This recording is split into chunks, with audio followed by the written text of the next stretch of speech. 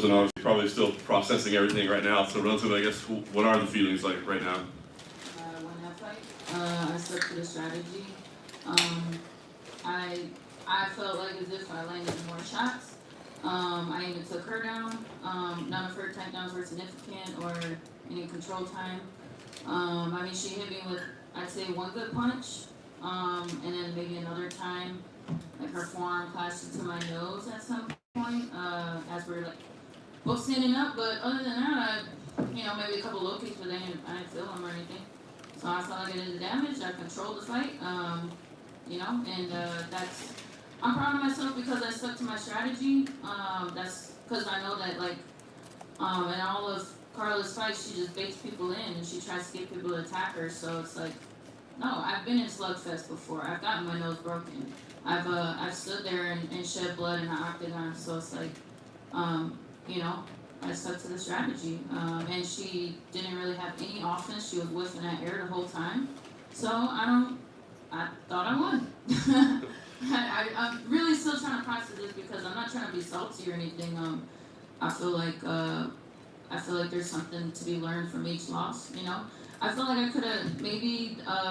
There was moments where I wanted to capitalize a little bit more and be a little more offensive in moments, but then every time I would step, my foot would slip. So I had to be a little more safe. So that's the decision I made in that moment. But like I said, I'm an exciting fighter. I'm a finisher. I've one of the highest finishing rates. So I don't think that I was getting the boos. I'm pretty sure that was Carla. As far as, I don't know. I obviously I want to have exciting fights, so that does kind of sting a little bit too. So I don't know. Yeah. I didn't see you proud of yourself for sticking to the game plan, but because it was kind of like, relative lack of action, was there any part along the way, round 3, round 4, where you're like, maybe we got to get out of this game plan because we're not necessarily, we don't know that we're scoring points. There just wasn't a lot to score. No, I knew I was scoring. I knew I was touching her. I mean, there was some times I was missing, but it was because, I just, I don't know, I felt like I was scoring. And so there was like I said, there was moments where I was like, okay, here's my opportunity to counterattack a little bit more. But then my foot would slip on the canvas. Slippery octagon. And one little mistake against Carla, and she's just gonna try to take you down the whole time. So, but I don't know. I thought I won that fight. I don't know. Yeah. Last thing for me, I guess you're still gonna want to process everything, but I just wonder. So, what do you think you do now? Do you campaign to have this fight again? Do you maybe look at other matchups that make sense? Do you take some time off? What do you think the play is? I mean, I would do a rematch. I feel like I felt like I was stronger everywhere, so, I don't know. Not sure, but, I would take the rematch. Whereas if you did take the rematch, would you employ the same game plan, or would you try and mix it up just to be sure that you come out of the victory? I don't know. I would probably think about it, talk with my team a little bit. And that's the thing too, is like you stick with the game plan, but you also gotta realize when you're in there, sometimes you make on the spot decisions. So, I wouldn't say for sure, I can't predict the future. Hey Rose over here. Yeah. Did Trevor tell you anything that strayed away from the game plan headed into that 5th and final round? Did he tell me anything? Did he give you any advice that maybe wasn't on par with the game plan that was headed in? Did he tell you anything different? The only thing he was telling me was, okay, now we can start, having some more fun and letting loose your 4 rounds up, and you can go out there and have some fun. And did you feel like that right hook that you landed was the biggest shot landed in the fight? I felt like I hit her a few different times, especially overhand right. I remember landing super clean. I don't know, I have to go back and watch it, but I do remember, landing a nice uppercuts and, even some of the punches that weren't like super solid, but were just keeping her at bay, just like making contact. I felt like I was not just making the damage, but also controlling the fight. So I don't know. But yeah, I still gotta ruminate over this a little bit because like I said, I hate sounding like this. I hate sounding salty. Like I lost. You know what I mean? Like fuck. But at the same time, like it's just what makes sense to me right now. And of course, you're still processing everything, but immediate reaction, how different are your emotions and your thoughts right now compared to how they were in 2014 when you were defeated by Carla?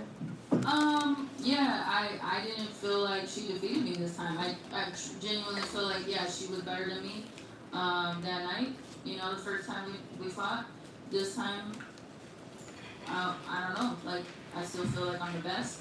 I mean, I took her down. Like where's her wrestling at? You know what I mean? So, yeah, I mean, she did take my back, you know, like for a split second. She did, I want to say she got 3 takedowns. But like I said, boom, like, is that really a takedown if I'm just touching my butt for like 1 second? I don't know.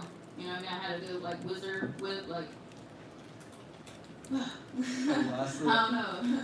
Lastly, Joe Rogan in DC, and somewhere in the middle of the fight, they were talking about how you went right at Joanna Jędrzejczyk and how she's an amazing striker, and you were very respectful of Esparza's wrestling. So when you were a little bit, you know, feeling her out, was that just completely out of respect for her wrestling? Were you lowering your stance, waiting for her to, you know, make a shot? Yeah, that's all she's trying to do is take you down, you know? So it's like, why, if that's her game plan, you know, why play into her game plan? I mean, she's literally all she does is just wait for people to rush at her. I mean, you saw what she did to Jan. Jan just ran right at her. Why would you run right at her? It doesn't make any sense. You know what I mean? Maybe there was a little bit more opportunity for me to be a little more aggressive in moments, but like I said, you know, my foot kept slipping on the canvas, so, you know, it's like, why? I still, but yeah, so I don't know, I forgot what I was saying, but, yeah, and like with these other strikers and stuff, I mean, even, I think Whaley had more success with her takedowns against me because she mixed it up, you know, a little more, and I also didn't really respect her wrestling like that. Whereas, yeah, Carla, I really respect what she does in there, but at the same time, only so much to the point where it's like I don't see how you become the champion like that. But I don't know, like I said, I hate sounding salty. Hi Rose, over here. What words of encouragement would you give to your teammate Justin Gaethje after his loss? Yeah, I kind of saw the end of that fight, and I don't know. I would just say all this kind of just seems like part of God's plan too. So, like I said, I know that there's something to be learned from this. So I'm not like totally upset. And I know with Gaethje, definitely that's very like heartbreaking, especially with yeah, just with how you know, the weight cut and all that, like whatever was happening with all that stuff. I had a really fun week, but at the same time, it's like, man, like, yeah, what can I take away from this? That's definitely gonna probably take me a second.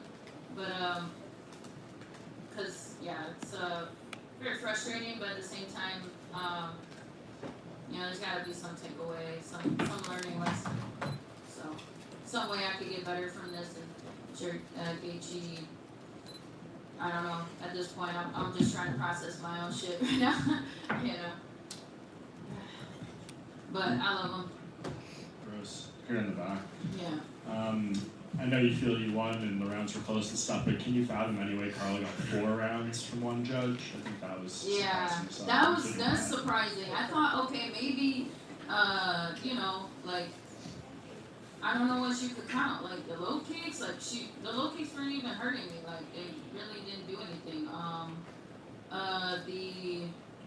The takedown maybe, but I mean maybe was I don't know, maybe just like all of her attempts, but I stuffed all of those. Like, I mean, I don't know how many times she attempted to try to grab me, but really was really, I don't know, I don't get no credit for good defense. Like, like I think maybe just the judges wanted to see like a slugfest, like it was, you know, maybe previous fights or something, so they weren't appreciative of, you know, good strategy and stuff like that. But like I said, I'm always in exciting fights. Like, I can't have, like, a strategic fight. Like, I gotta fuck up this face, you know? Like, no, fuck that.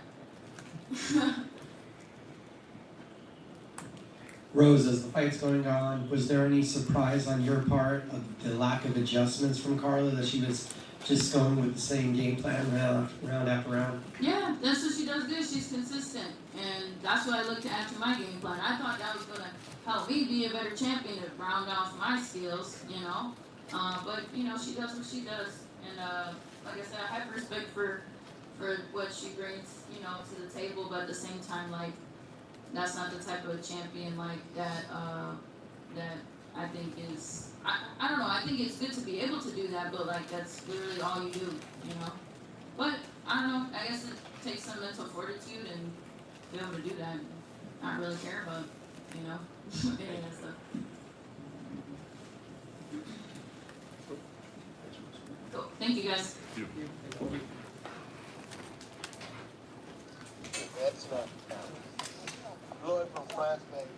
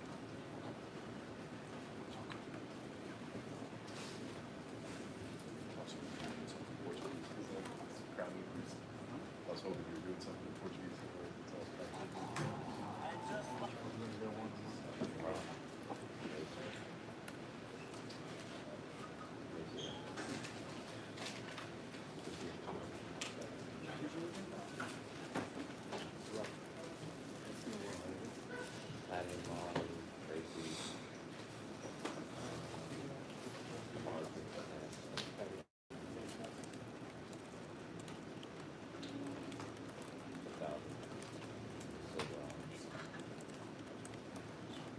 It's just because everyone's here. It's the same thing. That's the background.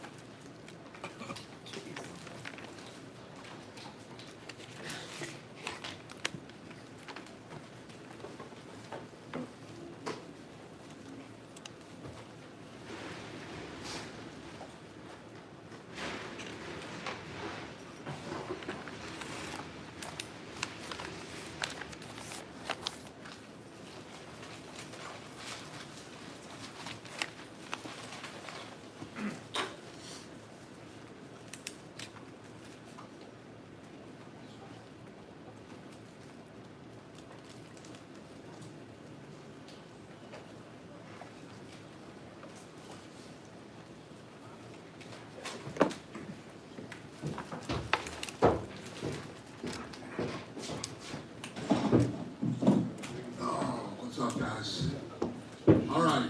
The attendance tonight was 17,232, 15th consecutive sellout. The gate was 6.13 million. We broke another arena record. The only transport tonight was Tony Ferguson. Performance of the night, Chandler and Andre, and the fight of the night was Roybal and Schnell. They all won 50 grand. Congrats. Nice. Too soon on an update for Tony at this point? Yeah. Okay. I don't know anything about Tony.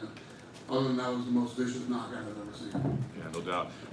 Any updates on Cowboy as well? Obviously that fight got pulled because have you heard anything more? No, you know, from what I hear, he got food poisoning with some taco place last night and got food poisoning, and apparently it was really bad. Like he had really bad food poisoning.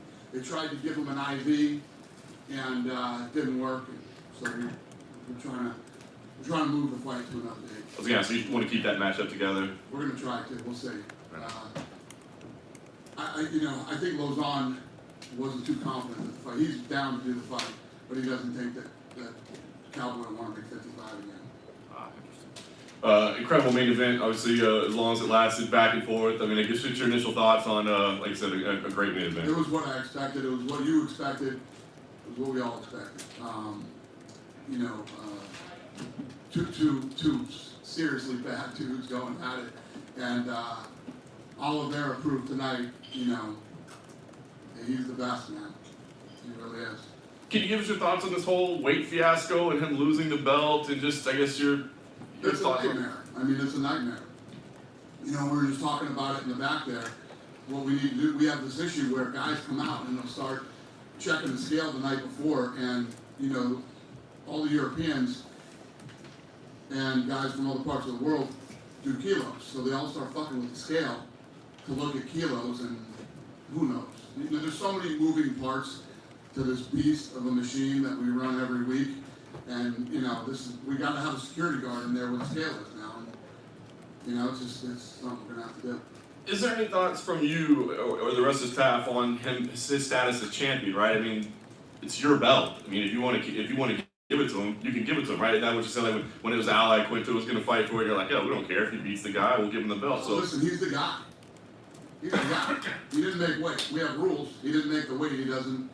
You know, the belt is vacant. But I think, you know, I'm sure in the minds of the media and fight fans, Oliveira is the champion. You know, but technically, he's the #1 contender now. You know, he's the guy.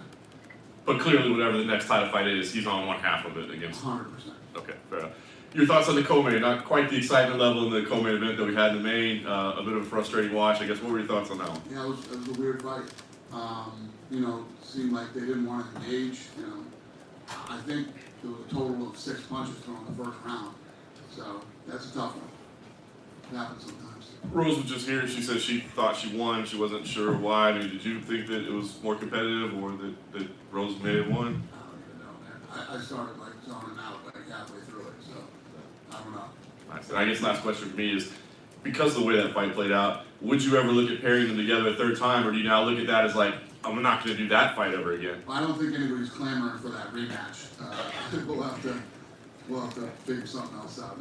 Listen, Rose is one of the best. She's always going to be there. We'll see what happens. You know, you got. Did we announce that fight yet? Did we announce? We'll just say it. you just say Just it. say it, and then we'll let you know if you did or not. I don't know. if we did. Whaley and Yes. So when that fight happens, you know. But you look at that as the #1 contender fight. Yeah. Dana, Yeah. Dana, you're right. Obviously, being champion comes with pay-per-view points. I don't know if you guys have discussed that, but what's Charles' status with pay-per-view points? You got it. He will still get it. Yeah. In for his next fight as well. That's a good question. I don't know. We'll figure that out. Tonight, DC got in touch with the Hall of Fame. Curious if you could just give us some thoughts on Daniel Cormier and what he's been like to work with. Love him. Super important to the sport. Obviously, means a lot to this company. And yeah, well, happy for him. And it's cool to see somebody that happy to be inducted too. He was pretty busted up. Because we don't tell these guys when we're doing it. We just surprise them the night of. So yeah. What was your reaction to the Charles weight thing in real time? Like as you're getting updates about it. No, oh my fucking God. It's just, it's the worst thing that can happen during a, you know. So when the weigh-in's going on, Lene is texting me everybody's weight as they come in, and she hit me with all the people, and I hit her back and I said, no Oliveira, and she's like, he's up next. So I was like, oh shit, why is he last? What's, you know, and you know, the worst thing that could possibly happen happened. Dan, next to you right here. I know you called Michael Chandler's knockout like the most vicious you had seen, but what do you want next for Tony? That's now like 3-4 in a row, and he's, as you said, coming off a bad knockout loss. Yeah, well, everybody was asking me this week leading up to this fight, is this a make or break for Tony Ferguson, and whatever? And I said, no, I mean, he's still one of the top 10 guys in the world. He looked damn good in that first round. But that was a vicious knockout, you know what I mean?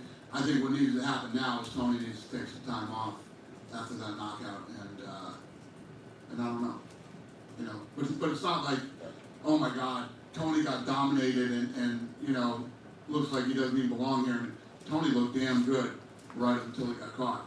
And you know, in this game, anybody can get caught with anything.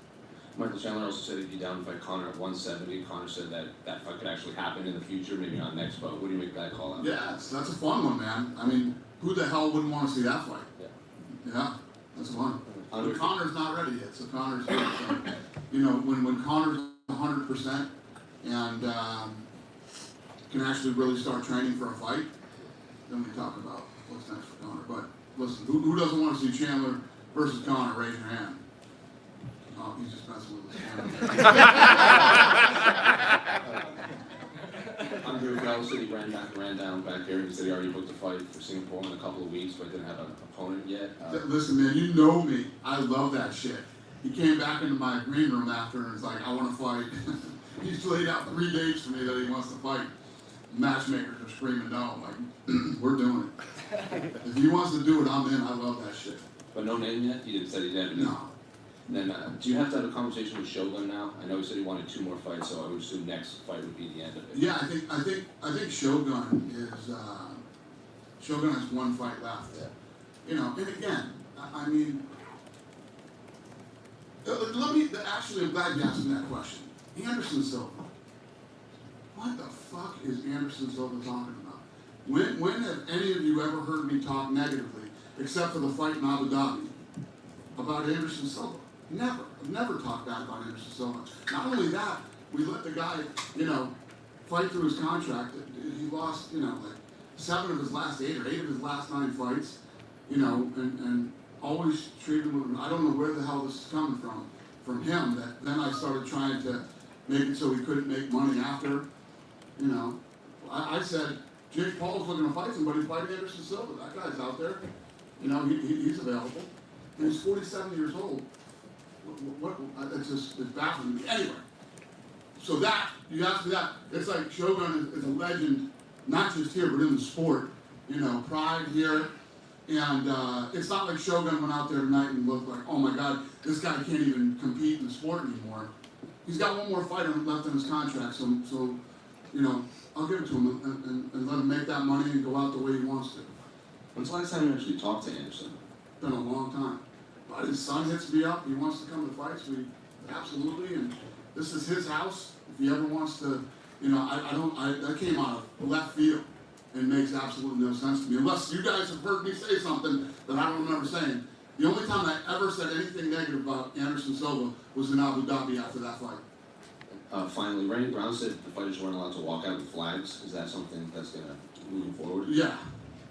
Is there any specific reasons or just no flag? You guys know. Hey Dana. Let's not even play that. Dana, I think you had expressed some frustration towards Anderson when he made that comment that the UFC was more of a family back in the day, when like you referenced Lorenzo being there and how it's been different. Do you recall that one? No. Is that negative? I don't know. He had said that about you, and I think you were frustrated about it. Another question. A lot of people Did you hear me talk negatively about him? No, I don't think it was particularly negative, but you thought he was kind of out of line when he made that comment, I recall. Thought it was probably weird or something. Yeah. Nothing negative. I never said anything bad about Anderson Silva. Tell me something I said bad about Anderson Silva. I think you're right. A lot of people kind of freaking out when they saw that War Room, all the fights on the board and stuff. I know a lot of those have been confirmed. I'm sure you know what I'm going to ask. Nate Diaz versus Hamzat Chimaev. What's the deal? Yeah, some of those are just placeholders. So when we go in there, we'll have placeholders in place. None of that stuff are done deals. Those are all, some of them are just placeholders. Some of them are done and some of them aren't. Is that a fight you want to do? Yeah, Is it being offered to Nate? I don't know. And another one was on there was Jones and Stipe. John Jones had come out over the weekend and said the UFC is playing little games, making that fight. Do you have any idea what he's referencing? I'm sure he did. You know what? Now that would be something that I could go, oh, John. If I was John Jones, I'd think the same thing because it's on the board in there. But you can't. That's why we shot that podcast in there, but we didn't announce anything or say anything. That's just shit that's on the wall in there. And that fight is not happening. No. So no games. John knows what's going on.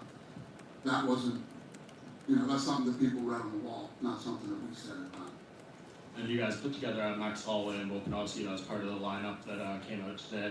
Was that always the fight that you guys wanted to do next since it was originally booked for earlier this year? Yeah. Perfect. Thank you. Okay. Hey Dana, after everything that went on this weekend, Beneil Dariush and Islam Makhachev, you still want to make that fight next? I do. But Joe Rogan just grabbed me in the hallway and told me not to. Winner of that fight, would that be for the #1 contender spot? Yes. So then, with everything that went down this weekend, any way Michael Chandler or any other name could be fighting Charles Oliveira for the vacant lightweight strap before that fight, we get the results for that? Yeah, I don't know. I mean, the fight just happened. Brandon Royval, #6, he got the victory, he got the performance bonus. He called for a flyweight title belt. What do you think he's got to do? He's probably at least one more fight away from that. Yeah, I don't know. I don't know tonight. I don't make fights the night of the fight.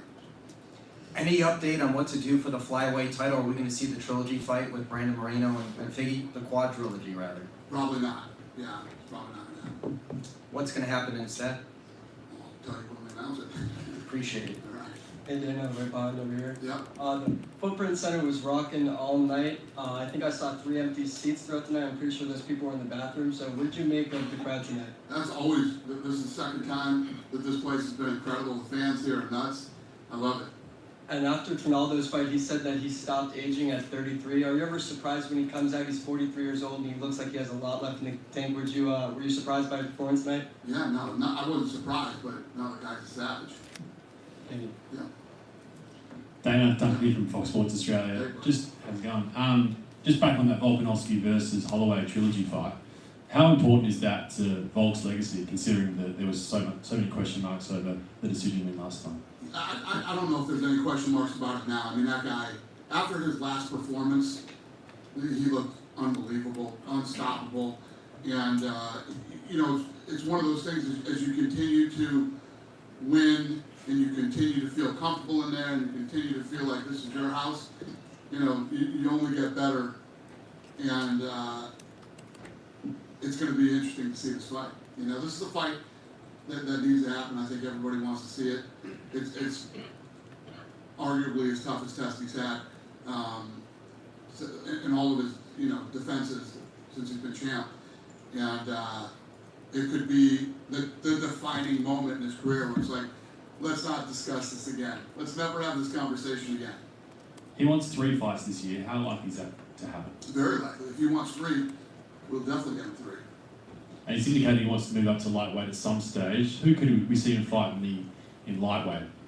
Because he's right up there in the pound for pound rankings. Yeah, I mean, if he continues to win and dominate that division, and he wants to move up to that division, he could take on the champion. Straight away? Sure. Champion versus champion. Yeah, it's a pretty stacked division. Yeah, it's a nasty division.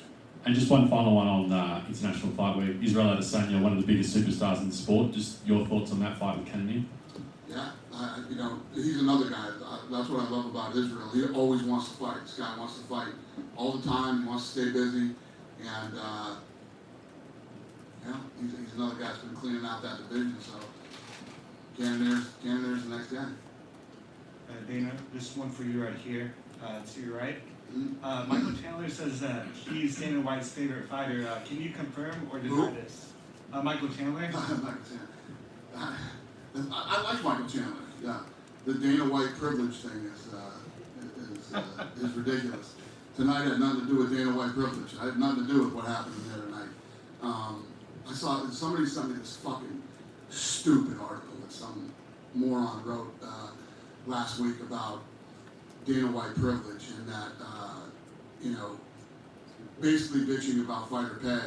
And then Conor came out with a statement about Tony, and then this guy said, this guy embodies Dana White privilege. Whatever the fuck that even means. It's the most ridiculous thing that I've ever heard in my life. So you're bitching about fighter pay, yet a guy like Conor McGregor, who's built himself up, sold millions of pay-per-views to become a star, has Dana White privilege? Fucking one of the dumbest things I've ever read in my life. It's unfortunate that that's just the type of fucking guys who write stories in the sport. But anyway. Awesome event. I hope I answered your question. Hi Dan. Hi. Mauricio Shogun, he has just one more fight, right, in the UFC. Yes. What kind of opponent do you have in mind for him for his last fight? Sir, I love you. The guy just fucking fought 2 hours ago. I have no idea who he's gonna fight when he fights again. Sure, fair enough. What for you? What makes more sense? Conor fighting Michael Chandler, Charles Oliveira, Kamaru Usman, since everybody's calling him now. Yeah, I mean, he's the biggest superstar in the sport, so you know everybody's gonna call him out. I think that first of all, talking about Conor he's not ready. When Conor is 100% healthy, you look at what the like I'll give you an example. You guys, for the last however many months, want to talk to me about Conor. I would have never said Chandler in a million years. And then tonight happened the way that it happened, and Chandler says, hey Conor, let's fight. And Conor's like, yeah, you know what, I actually would like to fight you. I think it would be an exciting fight. So by the time Conor is ready to actually compete, who knows what's going to happen, who knows what the landscape's going to be, but I promise you, we'll make a good one. And Dana, right back over here again. Yeah. If you were, for some reason, to listen to your friend Joe's advice and make Makhachev versus Oliveira, is there a potential for a Dariush Chandler matchup? I haven't heard many people speak about that. Is there? Would that matchup interest you? I don't know, brother. I don't know. You know, when I get up here after a fight like tonight, I'm not even thinking about that stuff. Tuesday, we will get back into the war room. We'll put some shit on the board that might happen. We'll put some shit on the board that will happen, and we'll figure it out. I don't know tonight, but you know, I'll give you this. I'll be honest with you. You know, I get it. Listen, who doesn't think Dariush and fucking Islam is a great fight? I mean, it's a fucking killer fight. I would love to see that fight to see who the number one contender is. But I'm not gonna lie.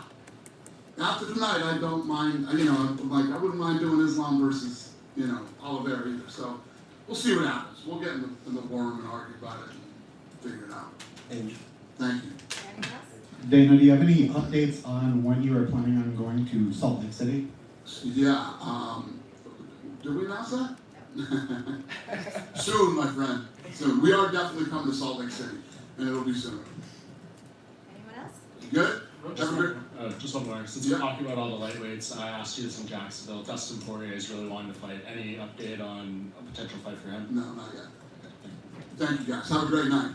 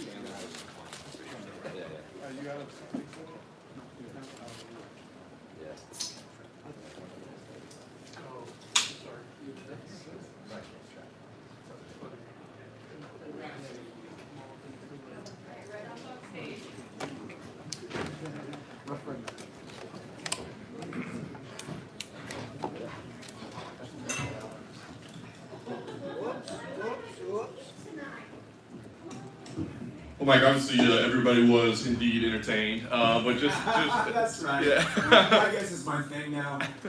Just talk to me. I mean, you know, listen. I mean, Tony looked, I think, better than anybody thought he might. So, how did you think that first round was going? And you know, did you feel like you were getting tested maybe than you thought you were going to be early on? 1,000%. And I think that's once again why I always go back to why we love the sport of mixed martial arts. I mean, was I supposed to beat Tony? Absolutely. Was I supposed to steamroll him in a lot of people's eyes? Absolutely. Was I a big favorite? Absolutely. But anything can happen in 4-ounce gloves while your heart's beating through the roof and you're in a packed arena here in Phoenix. And yeah, Tony is who we thought he was. Awkward, rangy, unorthodox. And I made the same mistake. I came in with the right hand, pulled myself out, pulled out, and got caught with something. So we're gonna clean that up. Would they say maybe not a biggest surprise in the fight, but you just feel like maybe it was your own execution, or was there something that he did that you were like, oh, we were not expecting that at all? You know, I think y'all have said, hey, is it your goal to fight tooth and nail and be in these big wars? And obviously, I got a wife and 2 kids at home. I want to be the champion. I don't want to just entertain the fans. So I think I wanted to have a little bit of a feeling out process. And yeah, obviously I got hit, but I was trying to get my feet underneath me, honestly, with just finally standing in front of Tony, who I knew was going to be somewhat of a test when it came to how awkward he was, and he's skilled, and it was going to be really hard to get out there. I was hitting him with some pretty decent ground and pound as well, so dude's a tough dude. The kick is one of the greatest knockouts we've ever seen. Anything you drilled, anything you thought might be there, or just something you saw in the moment? What happened? I don't even know if I saw it in the moment. I think my body just moved and foot to face and just a couple backflips. No, honestly, I was talking to some people. I think sometimes the fights materialize exactly how you want them to. Sometimes you stay within your in your normal box of what you always use, and it works. Sometimes it doesn't work, and sometimes you throw something that you never ever thought you would ever land, let alone knock someone out with. So it's not something that we train. I think I have the best kickboxing coach on the planet, Henry Hooft.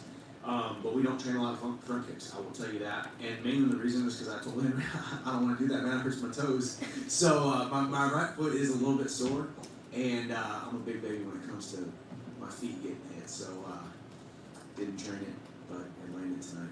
At the time you cut the epic promo, you hadn't had a chance to see the main event. Now that you did see the main event and how it played out, I guess give us your thoughts on what you saw there, and does that, kind of change which way you want to go more, 170 title fight, etc. Man, shame on all of us for ever doubting Charles Oliveira. Gaethje had him hurt, Oliveira had Gaethje hurt, and when you get on the ground with Charles Oliveira, he's going to submit you. Except for me, I was able to get out of it.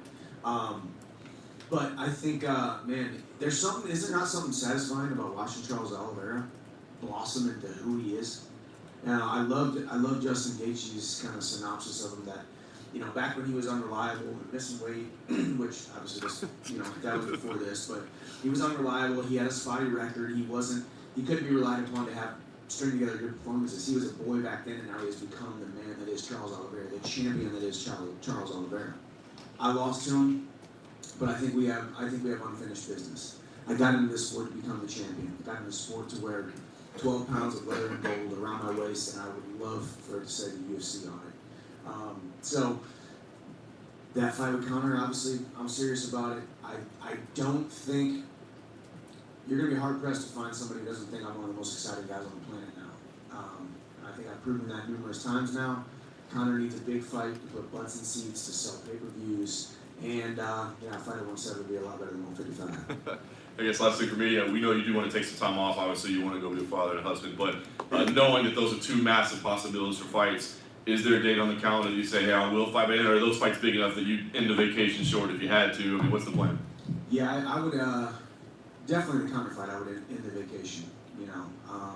We'll see what happens. Listen, when Conor comes back and he's healthy, I'll be there. But once again, in typical combat sports icon that is Conor McGregor, he left his options open. He said that's definitely a fight he wants down the line. Obviously, he's tweeted, and it's a fight that he wants down the line. He's deserved and earned the right to be that.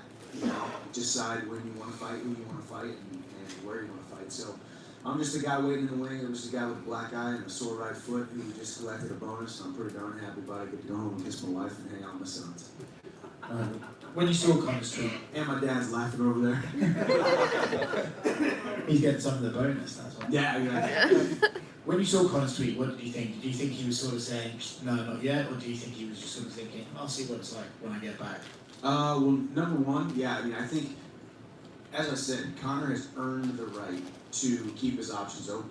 He's a combat sports icon. He's the one of the biggest sports stars on the planet. And he deserves to be able to, make his decisions when he wants to make his decisions. Do I think I'd be a great dance partner? Do I think I'd be a formidable one that won't just give him a challenge, but also put butts in seats because people know that I'm electrifying when I step inside the octagon now. So, typical Conor fashion, he left his options open. He deserves to do that. And once again, always nothing but respect. I've never been the guy who's come at Conor. I don't need to disrespect somebody or throw pot shots at him to want to beat him inside of a cage. Was that a strategy that you thought, I think this will work better to get in the fight with him? What, to be respectful? Be nice. No, The 170 thing, for example, that's a little twist. 170 was a twist. I just dislike fighting 155. And if it's not for the title, why the heck am I going to make 155? I'm not the smallest lightweight. I've been seeing pictures of Conor. He looks beefy, looks big, looks strong and powerful. And that's what I said. I want you at your biggest, baddest, and at your best, and most dangerous. Let's do it at 170. Do you ever sort of stop to kind of be surprised at how much you've managed to cram into a UFC career so quickly? It sure is a feather in my cap, and it sure is cool as an athlete. My wife over here would probably say it's been a struggle, obviously, but this is what we wanted to do. We sat down and said, this feels right. This is what we want to do. I want to go to the UFC. When I first had that meeting with Hunter Campbell and that call with Dana White, I said I want to come in and get shot out of a cannon. I want to fight the best guys, the biggest stages, the biggest on the line.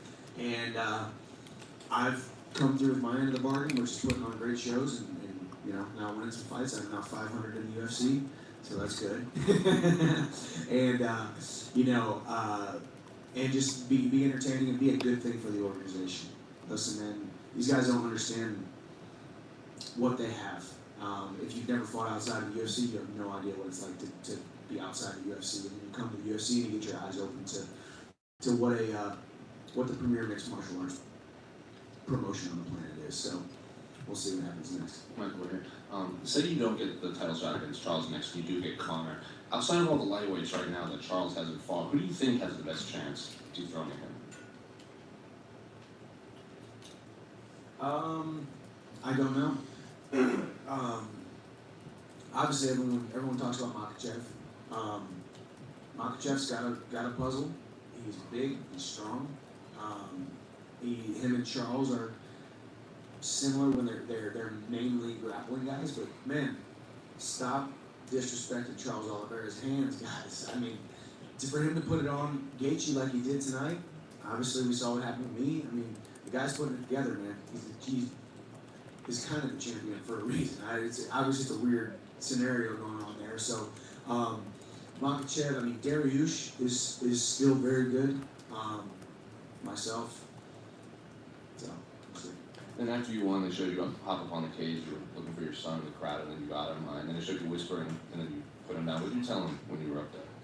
I think I said I just love you so much. I'm so proud of you. I told him he doesn't quite get it, and I told him there's going to be like 25,000 people there. And he doesn't even know what 25,000 is, but I'm like, there's going to be a lot of people there. But I am most excited at you right now. And yeah, it was I was like, where's my son? So it was great. It was a lot of pressure. I'm glad it's over, and glad I got to kiss him after. Hi, Michael, over here.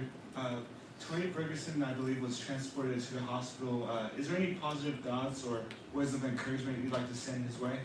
Of course, man. This is, it's a tough sport because ideally that's what I want to do to Tony Ferguson every time, right? Ideally, this is the game that we're in. We're in the game of separating people from consciousness, punching, kicking, knee and elbowing. But man, Tony Ferguson has been a guy that has helped build this division, the 155 lightweight division.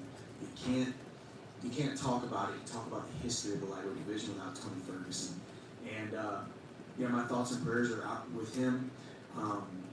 Hoping for a speedy recovery, and I know he'll be back.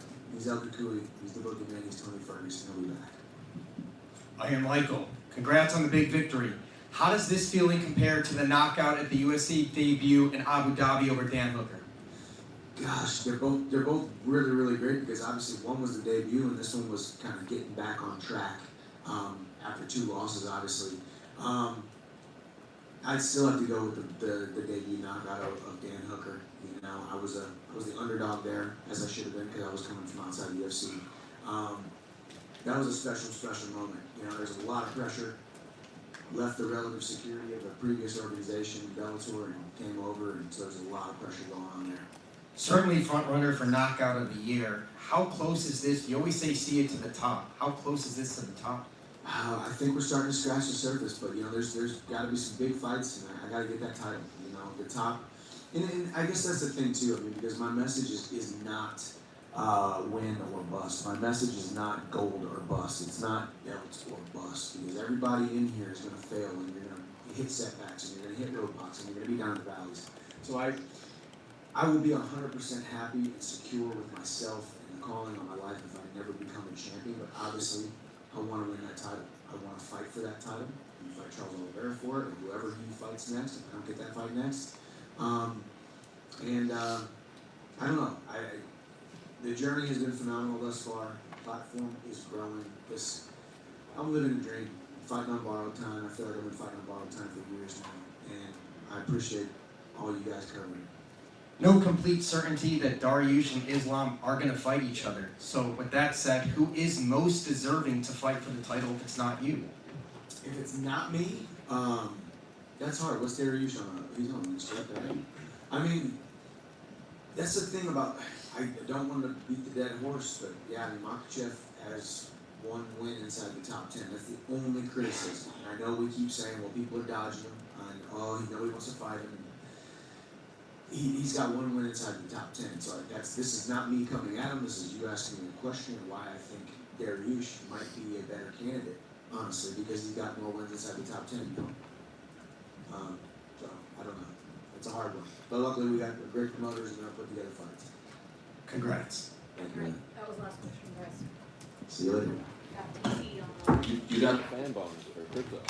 What? You got the 20K crypto bonus from the fans. Oh man, I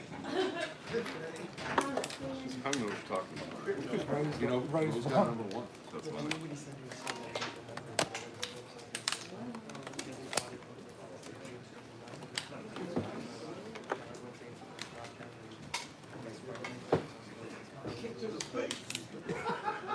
Hey, don't let DC tell you guys that wasn't perfect There was technique. no technique in that I change. heard him on the broadcast talking about it was bad. The devil said it. There wasn't no answer. technique.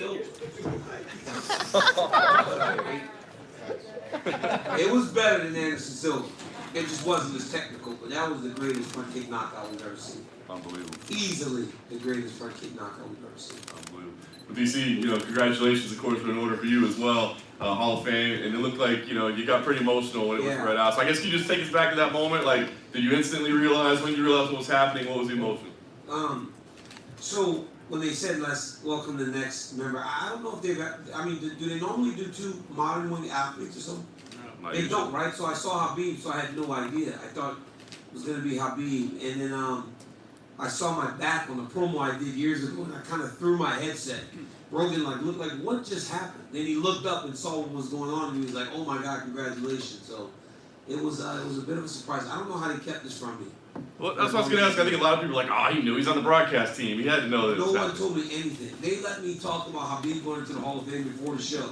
And I was like, because Habib and I can compete in everything. And I was like, well, you're in the Hall of Fame and I'm not, so congratulations, champ. And little did I know, a few hours later, I was going to be getting an invitation. So, Now you can take that back, right?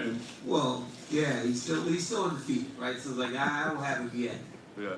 I guess can you just sum up what it does mean to you? I mean, I'm sure it's still kind of processing. You weren't, ready for it, but to know Hall of Fame, you know what I mean? You can't ever take that away. What does that mean to you? I always said things like heroes and champions, they fade, but your legacy stays forever. And this is part of my legacy, right? Even when my days are gone, and my kids and my kids' kids can always take their kids to Vegas to see their dad in that Hall of Fame, right? To be remembered is a truly, truly special thing.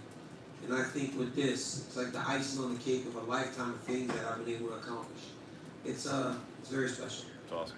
Obviously, you don't have time to put together a speech and a lot to talk about, but I guess just as you sit here now, what is it that you want people to remember? If there's one lasting memory, one lasting thing about you as your legacy, how do you want to be remembered? I fought hard. I was never the biggest. I was always the smallest. And I made do with what I had, right? I wrestled my ass off. I fought with all the tools that I was blessed with. Cardio and just hard work. Like if there was never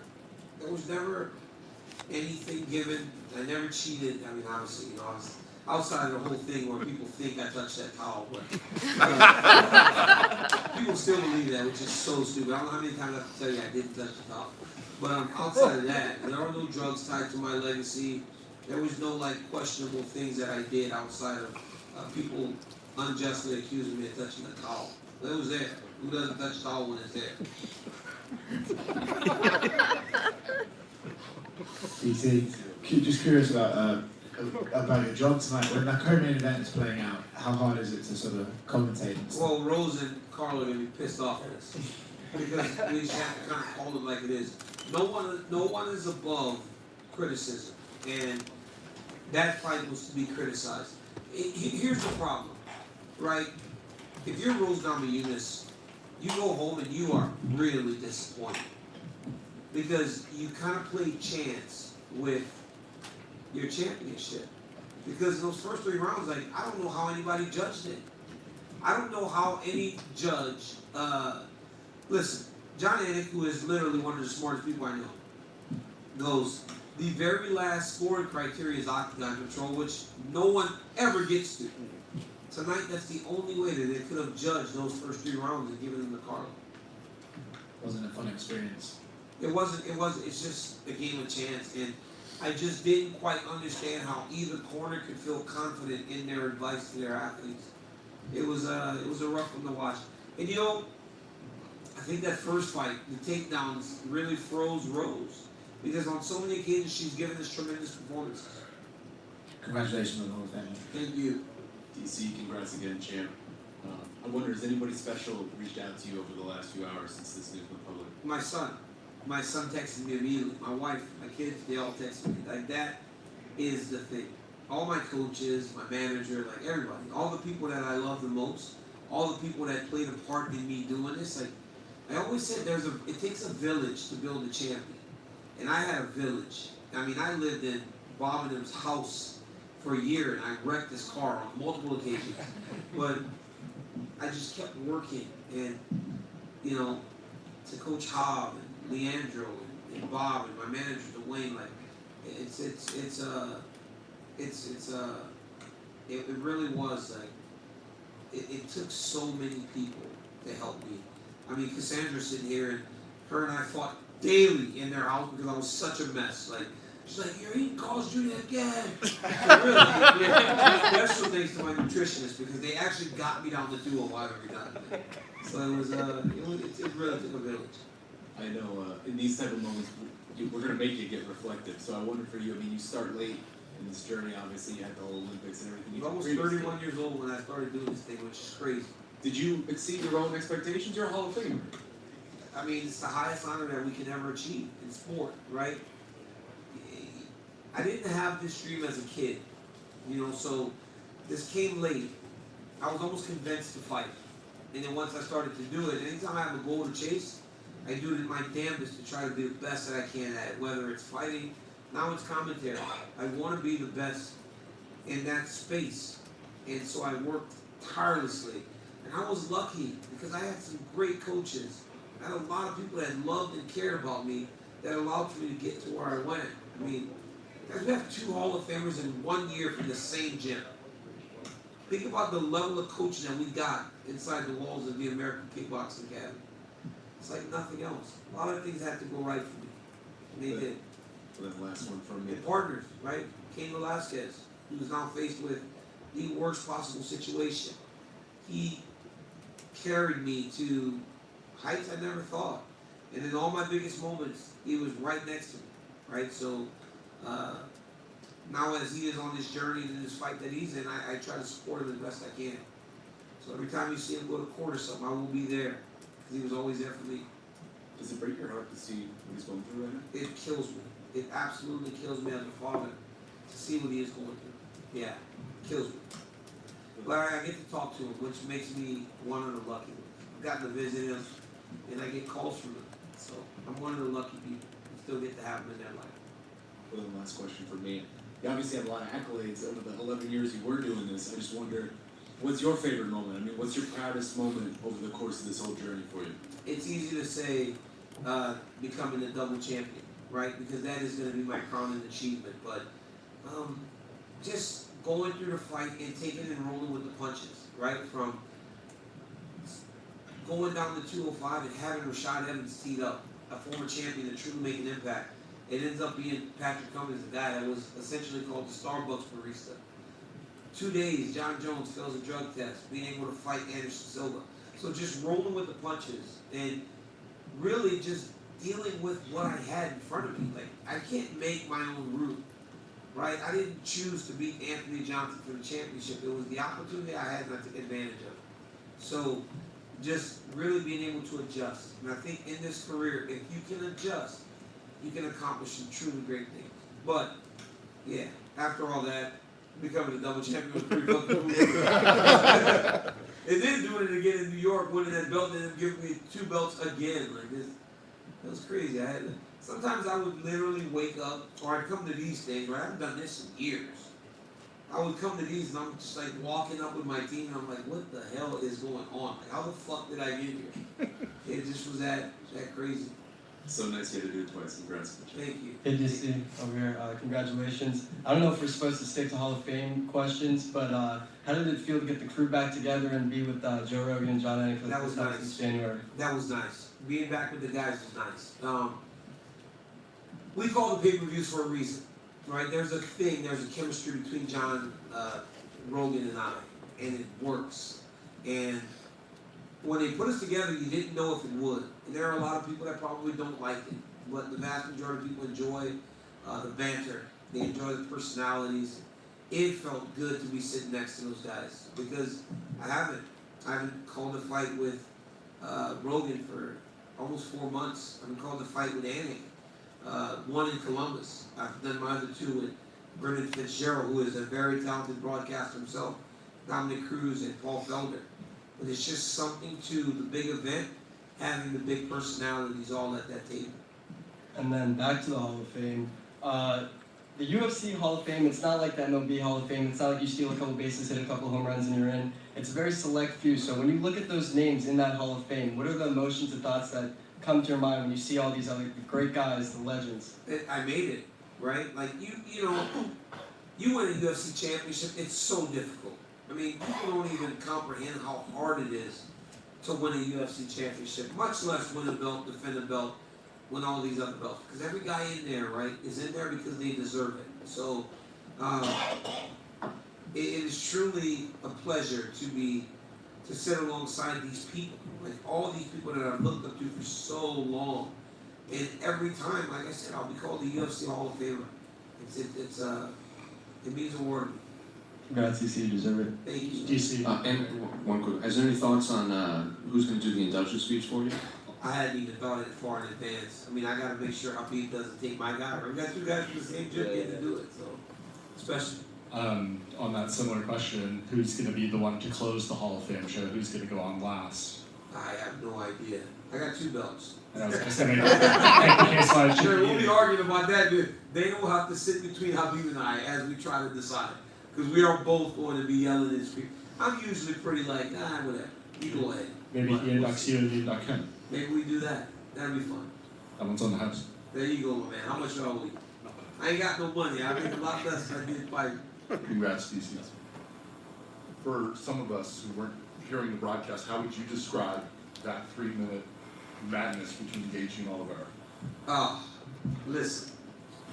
Lightweight champion of the world has a name, and it's Charles Oliveira. And my God, how good is that dude? It's insane what he is. We sit there like flabbergasted, like what happened? I just talked to Dana as he was leaving. I go, dude, what happened to Charles Oliveira? Like, how did he become this? Like that's all you can ask. Is like, how did he become this guy? He is legitimately one of the best fighters I have ever seen in my entire life. And we have seen dudes like Anderson Silva, George St. Pierre, Khabib Nurmagomedov. So when you start calling one of the best you've ever seen in your life, that is high praise. But he gets hurt. He's also got some built-in traps, right? You hurt Charles Oliveira, you got to take a step back because if you jump on him, dude might submit you. So it was a very telling thing in the finishing sequences. Justin Gaethje hurts him, has to let him up. But Charles lays there for a few minutes, covers a little bit. Charles hurt Justin, jumped right on him, went to punch him and missed. Immediately takes his back.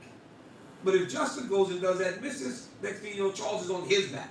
So he's got these built-in like traps that you have to avoid whenever you're trying to approach him. So it makes him very, very dangerous. It's dude is like, it's crazy because I can't explain it. Carnival was happening as I was walking over here because him and his team were going nuts. Oh, quick one for me. Congratulations. Javier Mendez just wanted me to relay a message to you and let you know he loves you. He's very proud of your very well-deserved induction. Yeah, he's a man. I love Coach Jav, and I wish he was still there whenever it happened, you know, because Bukai fought early, so he probably took off, but it would have been nice to hug a person that was there the entire journey. I hugged Cassandra with having Javier too, like, Cassandra gave me the huff and puff. But no, like Javier, like just, you know, the hours in the gym and just the training, him. It's his gym. It was his gym. You know, they gave us a home. Whereas Vern Bob gave me a house and a home. That's his gym, and he opened his doors for me, and he's always been such a special part of my journey. I love it. All right, thanks, guys.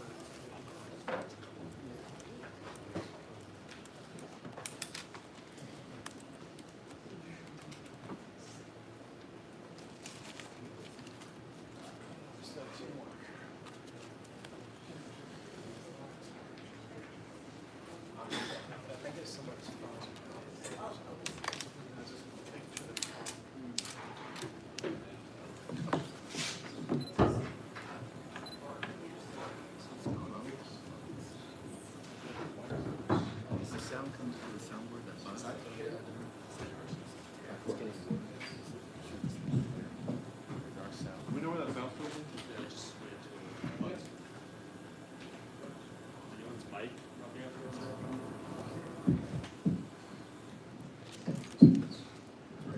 Good? All right, perfect. Congratulations. I mean, I'm sure you're still kind of soaking it in and processing it all, but just give us the emotions as you sit there right now. Oh my gosh, it really hasn't completely set in yet, but I'm just so excited and happy and can't believe after all these years that, you know, I have the belt back. It's amazing. Does the feeling compare to the first time, or is it, I mean, it's obviously, like you said, it's been such a long journey to get back here. Is it somehow maybe more special and more sweet to you? You know, it's really hard to compare the two because they are both such an amazing feeling, and I went through so much to get the belt both times. But for sure, I would definitely rank getting the belt both times as the top 2 moments in my life. No doubt. Fight wasn't necessarily the most exciting fight that we've ever seen, so I guess if there's a sour point, it might be that. But what is your take about just how the way the whole thing played out? That's always a bummer. You always want to put on a show for the fans, so it's unfortunate to be a part of a fight like that. But I felt that I was putting the pressure on. I felt that I was coming forward. I was the aggressor. I was holding on to the center of the octagon. So at the end of the day, I did what I could, and I tried to fight my fight. But you know, fights go like that sometimes. Yeah, I think a lot of us were pretty uncertain what the judges' scores were going to be because the rounds were so close. How did you and your team, were you scoring as you went along, and how confident were you that, okay, yes, we are banking these rounds? You know, in my head, I felt that, you know, just being the aggressor and, you know, it would look better to the judges, but in fights like that, you never know how the judges are going to view it, so, you know, at the end of the day, I was not 100% sure what was going to happen when they called my name. As the fight's playing out, and obviously you're both staying disciplined and sticking to your game plans, was there ever a part in the latter stages where you're like, we just got to get crazy and get aggressive, or did you think, let's stay with what we're doing? You know, I felt that I fought a smart game plan. I felt that if I would have gotten too wild and too reckless, I could have set myself up for, you know, to be a highlight reel. You know, Rose has incredible timing and placement on her strikes. You know, she's had some awesome head kick finishes and drop people and punches. So, you know, I didn't feel like it was a smart person to get reckless with. Yeah. Do you think you'll ever cross paths with her again, or do you think at this point, you know, we've seen it twice now? You know, it's hard to say what the future holds because I never even thought that we would be fighting today. But you never know, and I'm down for whatever the UFC has in store for me. Nice. And lastly, for me, Dana always says we're not making fights right away, but he did say, hey, Zhang and Joanna rematch kind of looks like a number one contender fight to him. Does it look like a number one contender fight to you as well? And do you have any thoughts on that matchup? I would say it's definitely like in the mix as a number one contender fight. That or Marina Rodriguez. I mean, obviously, we fought before, but she's been on kind of a tear since we fought a few fights ago, and she's had some dominant wins over some really great fighters. So I would definitely put her up there. Congrats, champ, right over here. First of all, I have to ask, is that belt going to make an appearance at the wedding next week? Oh, most definitely. I'm gonna walk with this belt down the aisle as my something new. I'm super excited about that. Yeah. Are you really? I am. It's gonna be wrapped around my wedding dress. And the face isn't busted up at all. Oh my gosh. I mean, at the end of the day, I was gonna fight the fight, and whatever happens, so be it. But I can't say that I'm not happy that I'm not gonna. I didn't get busted up for the wedding. As this is developing, as the fight's going on, were you finding yourself surprised almost by Rose's strategy, the hesitance to engage? I definitely was a little bit surprised. I thought she was going to be a little bit more aggressive. I wasn't surprised necessarily at the game plan, because I kind of watched a similar fight with Andrade, where she kind of stayed on the outside and picked her shots. But I felt that she was a little bit more aggressive in that fight. But the takedown can definitely make people a bit weary, and I felt that she wasn't really committing much. So I've been a part of a few fights like that in the past, with people who are worried about the takedown. So, I can say I'm surprised, but not totally. When she was in here, seemed pretty adamant that she thought she won. And so I'm just curious for your response to that, or your reaction to that. To win a fight, I feel like you have to do a lot more. You have to be more aggressive. At the end of the day, it could have been anyone's game because, let's be honest, not a lot happened. But I felt that, I was holding the center of the octagon. I felt that I was really trying to push the pace and come forward with my strikes and my takedowns. So, to really say that, hey, this was my victory, I feel like you have to do a bit more. Well, then the last one from me. We talked about it a lot in the lead-up, but this is now the longest gap between UFC championship reigns in the history of the promotion. I just wonder what that means to you to now have that and own that and what that says about you. Oh my gosh, honestly, that is one of my most proud accomplishments because I think that says a lot about me, as an athlete that, it's easy, it's not easy to even get the belt ever, but to kind of maintain at the top of this very, very difficult division in the biggest promotion in the world. It's not easy. This game is tough, and to still be here almost 8 years later, winning the belt again, I'm super proud of myself. Congrats again. Thank you. Right here. Congrats. Did you think coming in when you guys were game planning this that you would be able to win on one judge's scorecard 4 rounds only in this entire fight, getting 2 takedowns and having 22 seconds of control? I definitely did not expect the fight to go like that. It's not the fight that I was hoping for. I thought to get the win, I'd have to solidify more takedowns, but, I've been a part of fights like that before, as I said, when I fought Michelle Watterson. It wasn't, I was expecting more takedowns, but she kind of stayed on the outside, and not as much happened in that fight as I wanted either, but, it was kind of like a similar outcome. I feel like if you want to really get that win, you got to stay busy. What do you think that says about your growth, that you can win a fight like this when it plays out like that? I mean, this fight was almost contended on the feet the whole time, so, I think it's like, hey, everybody, I got striking too. If I need to pull it out the arsenal, I have it and I can use it if need be. And last thing for me, we talked about potentially the Joanna and Wally Leonard fighting. Would there be something, beautiful about you defending your title for the first time against Joanna again and wanting to, set things differently in this title reign? Yeah, it would be awesome to kind of change the history. Obviously I beat Rose the first time and won the belt, and then lost it to Joanna. I feel like it would be a really big accomplishment to go in there and beat her and just kind of show what's made me stay in the top of this division, that I have changed and I have grown and evolved throughout these years. Hey, Carla, over here. We know that when you're in the octagon, you're in a fight, especially a title fight, you're uber focused. But at any moment during the fight, did your upcoming wedding cross your mind? It's kind of hard because during the fight, you know, sometimes you're in a little bit of a blank stare. You know, I was really focused on the fight, but definitely when the fight was finished, I was like, oh my gosh, yes, my face is clear, it's good. I was definitely super relieved. Of course, makes sense. And then going into that 5th round, what are some of the things your coaches told you, and did they feel that you were winning the bout after 4? I believe my coaches told me that I was winning, but you know that that she was going to come. You know, actually, I think they said she was going to be a little bit safe that last round. So you know, I'm not too sure. In that last round, I was just like, oh my gosh, like I want to do more. I really want to like set it in the eyes of the judges, but you know, it's just I hate to say it this way, but it's like it's hard to fight someone that doesn't want to fight. Makes sense. And then you spoke a little bit about this, but going into the announcement of the decision, were you supremely confident that you had done enough to secure the win? I was confident that I had done enough to get the win, but when you leave it to the judges, you never know. So I was definitely like, you know, come on, before they read the decision, and I was super stoked when they announced it. And then lastly, some fans out there, they feel that the fight was about a tie. It was kind of a draw, and because that Rose was the champion, that she deserved to retain the belt. What are your thoughts on that?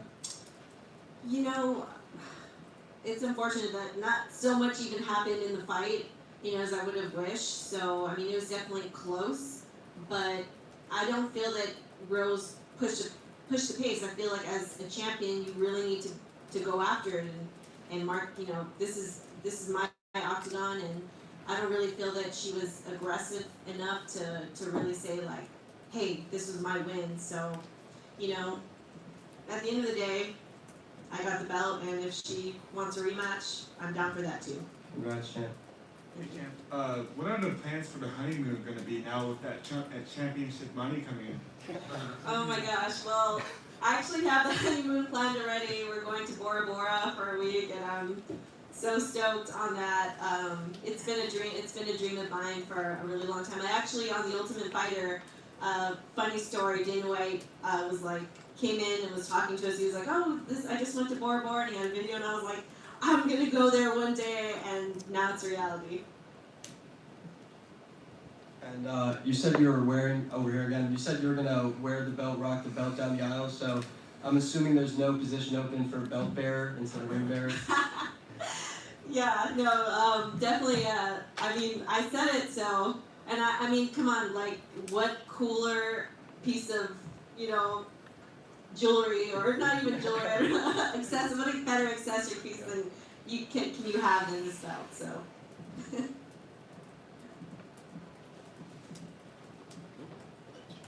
Thank you.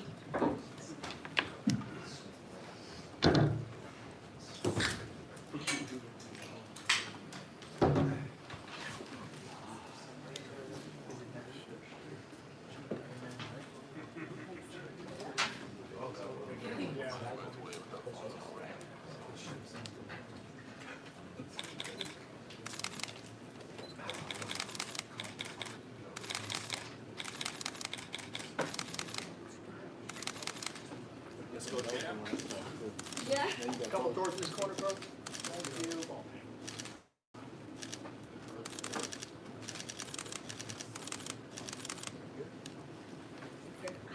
I was like, that was my dream. I wanted to have like both belts, so I'm like, yes.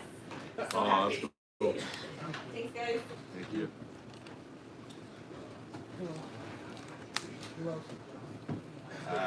And headphones for a minute.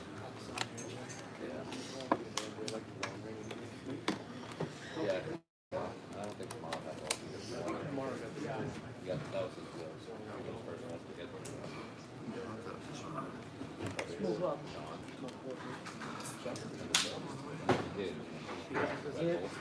Oh, he probably did. He technically won the old one.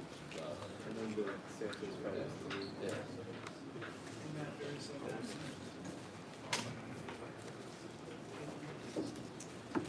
Did Henry? No, I think he just had 2 of those.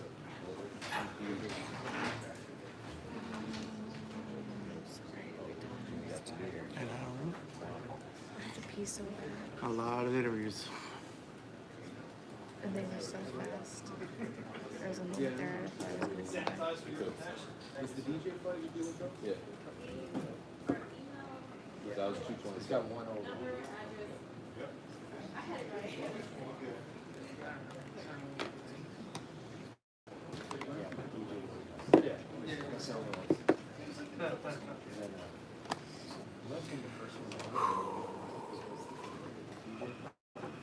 No, I think the first one was DJ Hamlin. Doesn't John Jones have both belts? Because I remember it was like the Izzy. The first one to have the new one. That one was the first one? No, the first one to have the new one was tomorrow. That was for March. That was UFC 235. The Georgia? No, that was 236. 235 was the 232 was Jones. Stuff and really skipped it. They do the final in February. I know Romero won because he did make weight. Yeah. So my question, should it start the onset of 2019 in January, or are you saying it started more in February? Remember it was supposed to start. Sorry, did I whip you with that strap? No, I was making sure my water was in my So it started in January. Wasn't TJ Oh, yeah. the first one in January? That was in the first one. It might have debuted on the Yeah. Three? 2 months? February was the first one? They didn't have a big Right.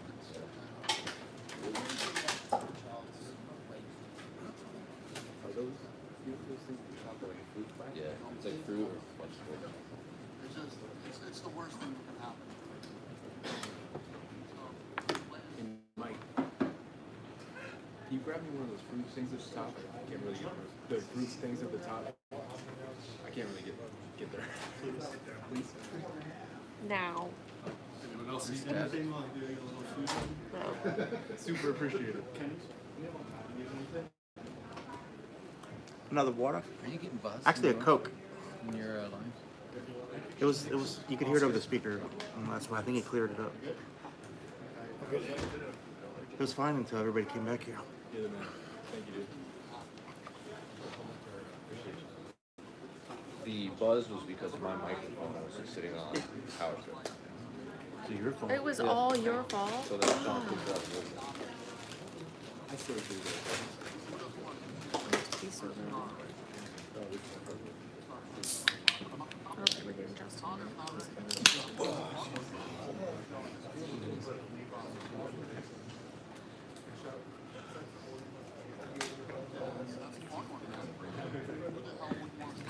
Set this down here. Do you want me to put it over here? I'd like to be able to grab it. So it doesn't bug you. It's fine. I'd rather it not spill all over the floor and stuff. Well, how's it gonna spill? Somebody walking by and we forget it's down Who's there. gonna walk by us? They're all sitting. Hey, just saying.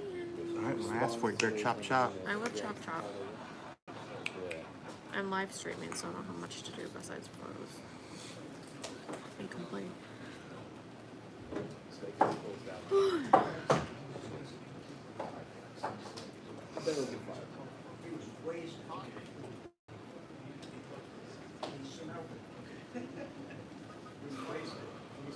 Exactly.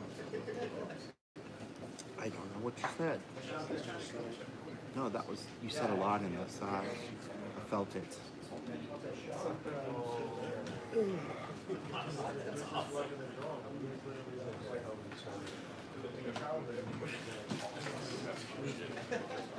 Morgan, CT scan for Tony. Awesome, thank you. He's been released. Awesome. He's been released? Discharged. Negative CT scan. Came back negative. And Charles should be here in the next 5 minutes.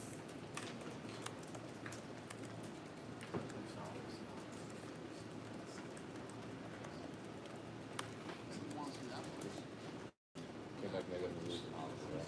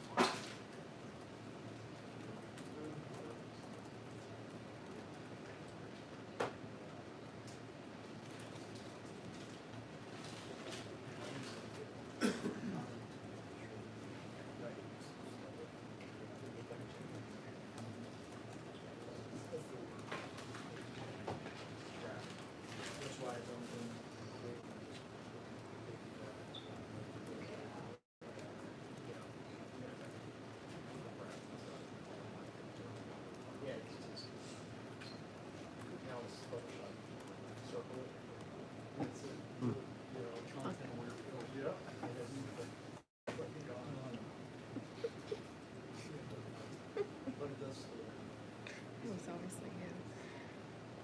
Nuh-uh.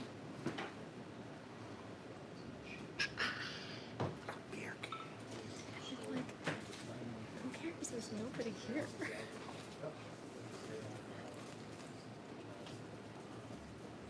No one ever reads the comments. I don't have anything else to do. What's that? I don't have anything else to do. I'm looking at all these ones that they're hiding. Watching. I know. I'm pretty successful. Probably 10 times. No?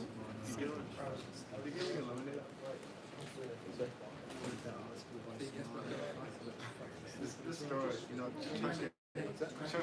I can't do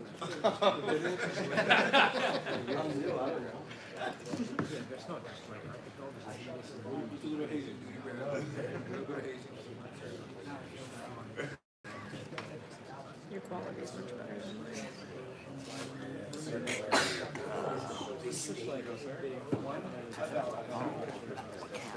I know, I just can't figure out how to get the thing to work. Gotta play with it.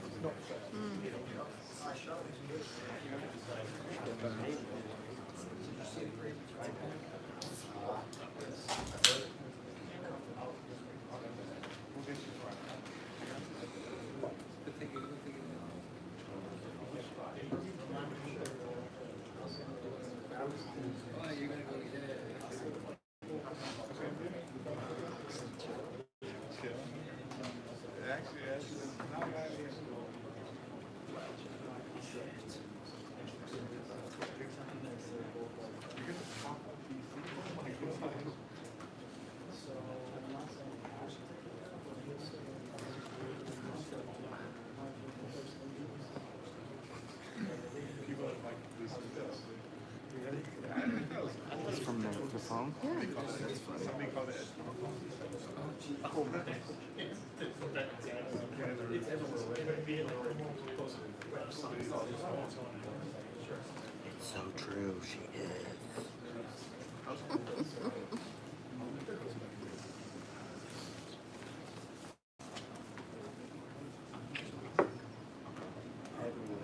I know. Fucking true.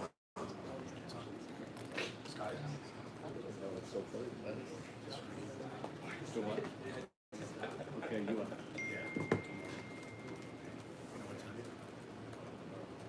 No highlights. See you later. Gotta give up typing.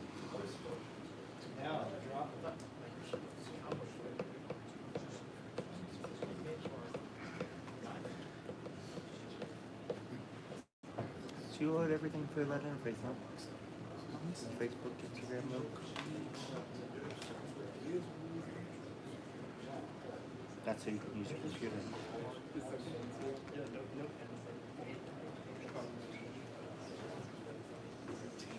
This is the one-to-one. What is it? It's 4 by 5. It's 1080 by 13. She's 1080 by 13, it's 4 to 5, which means it uses the most amount of space allowed.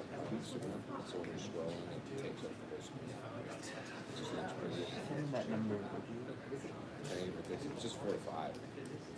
So 1 to 1 is 4 to 5. I don't remember that. I went to Ohio State, I don't know math. I think that my head can't keep my fucking head on my shoulder.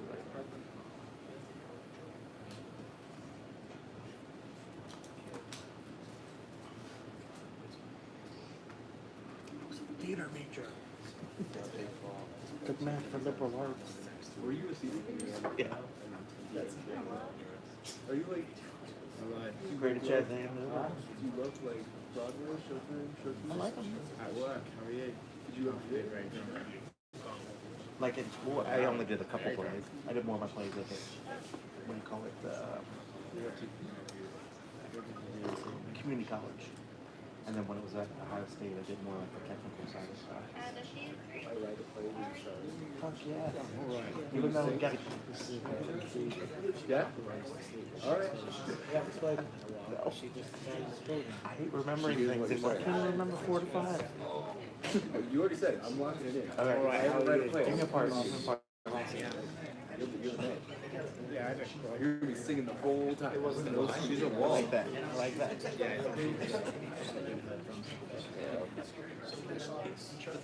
can tell.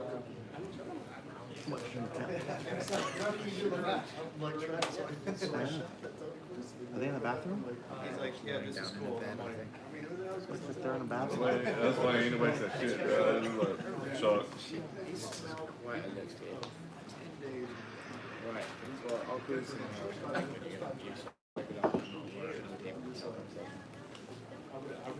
I was ecstatic.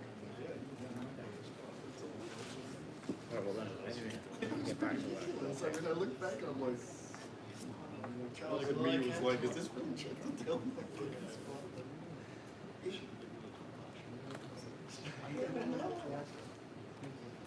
You may have put on some pounds, but I'm still crushing my ass. He's still a scary ass dude.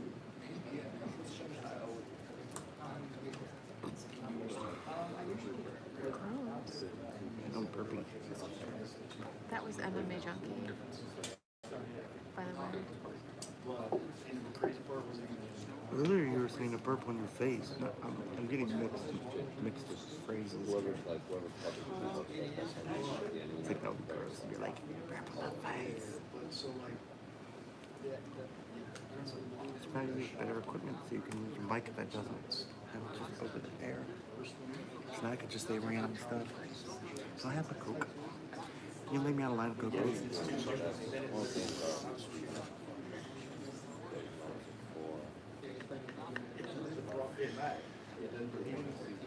I don't ever do Coke, but man, this is really good Coke. Oh,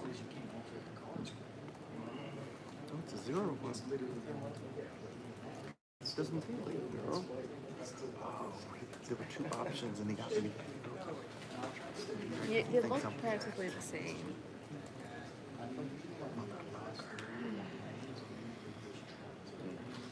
Is there a Coke when there's a classic Coke in there?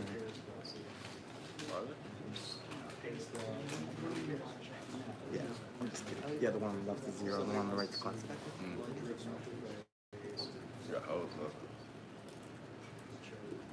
Sounds up really. You're a Coke elitist. Hey, you know, you do enough Coke. Don't touch my wire. What? Might mess up your shitty stream. Did you switch gear? That Elgato.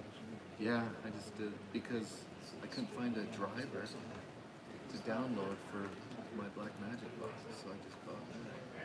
I couldn't find it on their website. A driver because I switched computers, so I needed to put the driver. I couldn't find it, so that worked.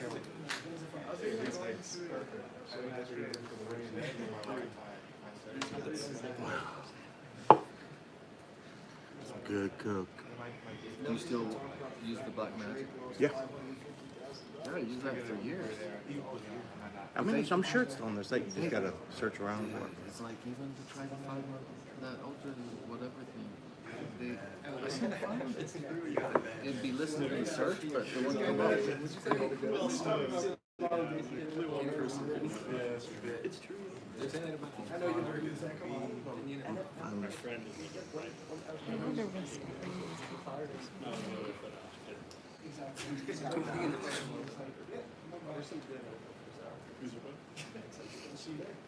The same button.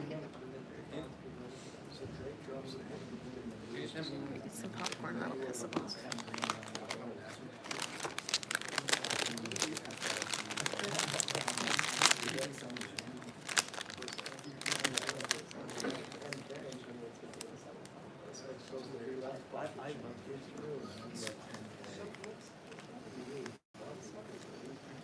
So do I, 1776, so do I.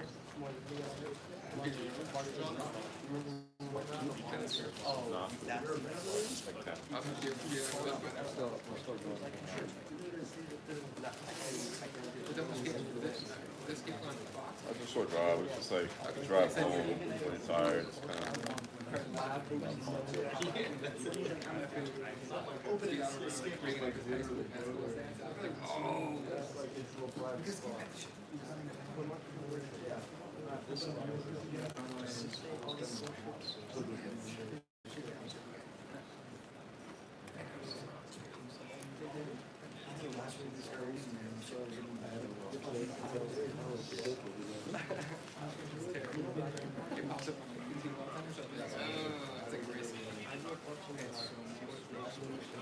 Where is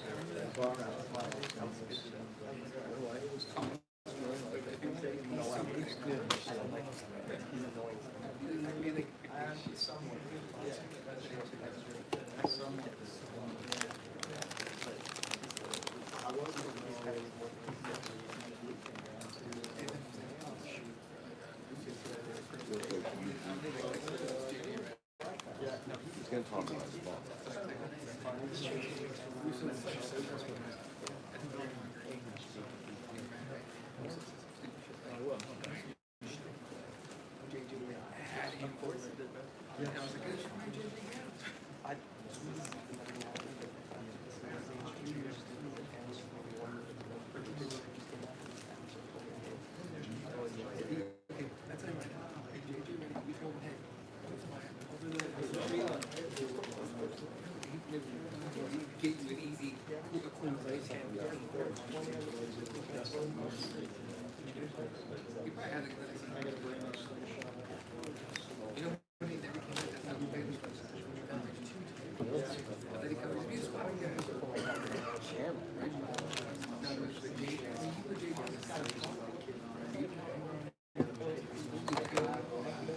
Okay, no, you're wrong.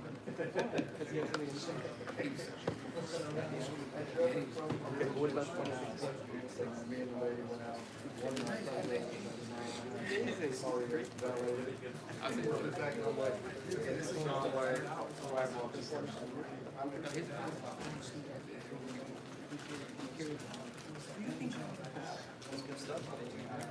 No, I'm not. But then you gotta like.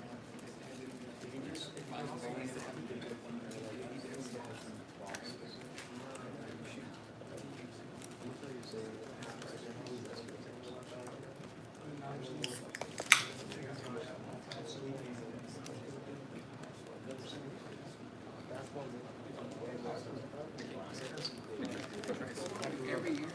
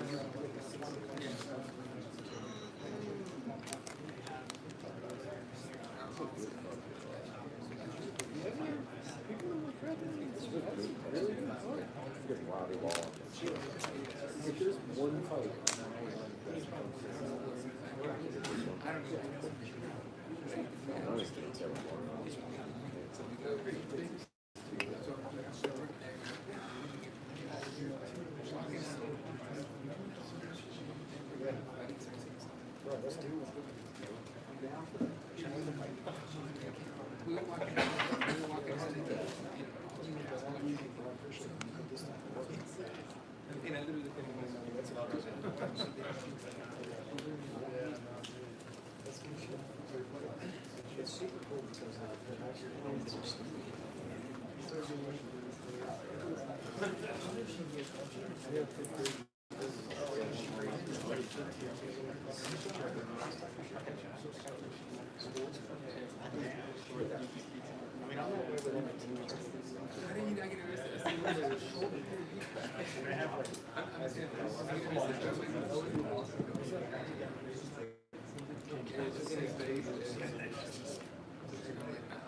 But this girl,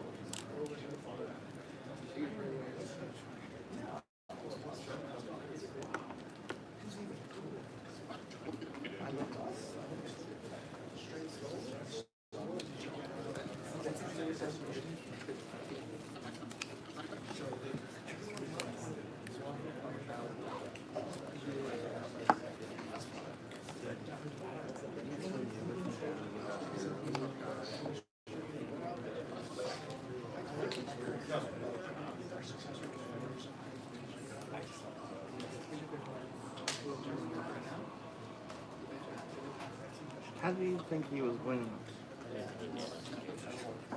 It was just open. Yeah. Have a great night. Billy, calm down. And then Mel. Like the young guy. Well, he's the thing that.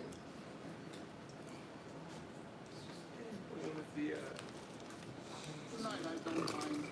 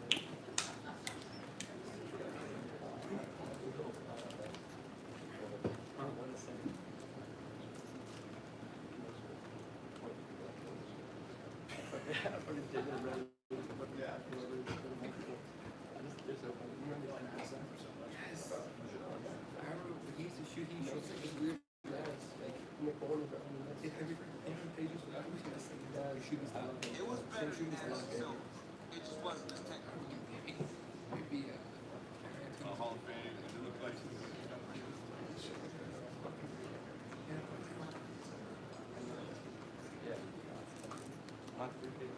Ew, I don't like what that is over here.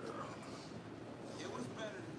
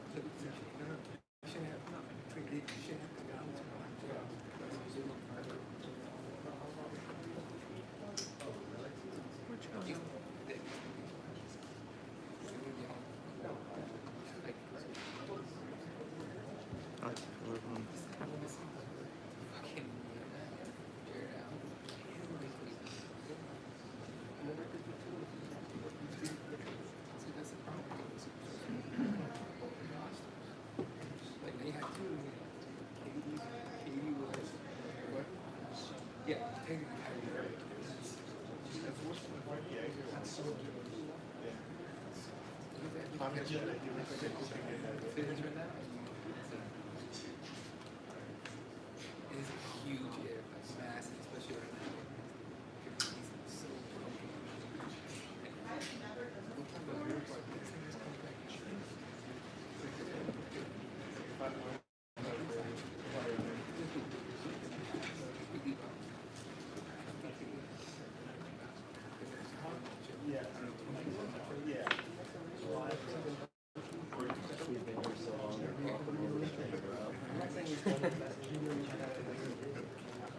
Is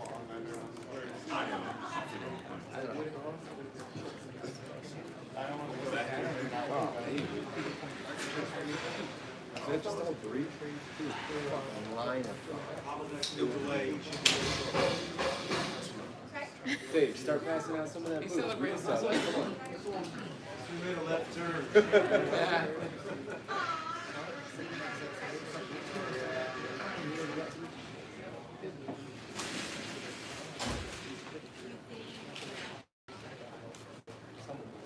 Damn, what the hell's happening in the hallway? Shit.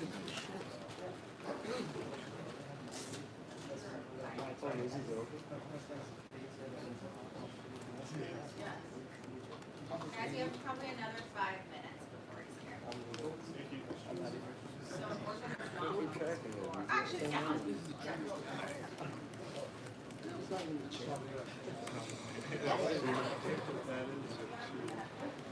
No, it's not.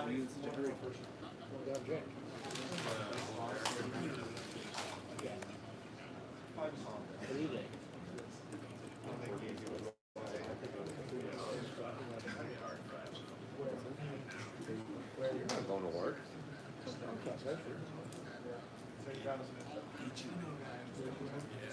It's all Maryland.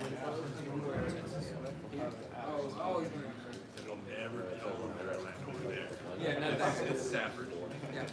You get hurt saying that over there. That's the one town that never, ever. Yeah. You can just get to the wrestling stuff. What the nerve? So weird because he was a national All-American wrestler. I can't fathom how much I think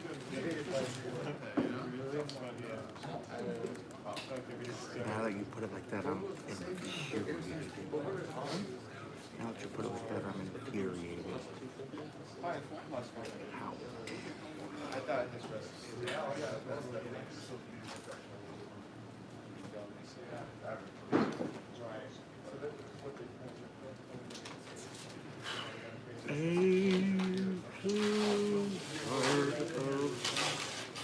Exporting videos.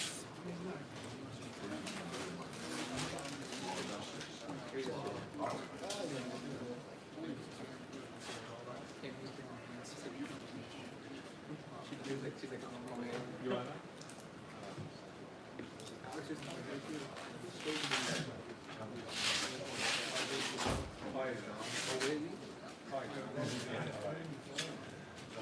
what happened?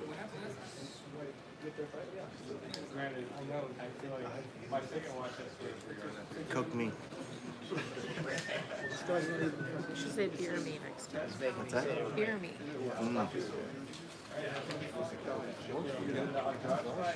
You drive back tonight? That's always the move. It's like 4 hours. You're not trying to spend an entire Sunday. Just get like me. Pick up 6:30 Southwest. Get there at 8:30. Well, I should have, but once I drove down today, I had a flight today. Did you skip out on the flight? Why?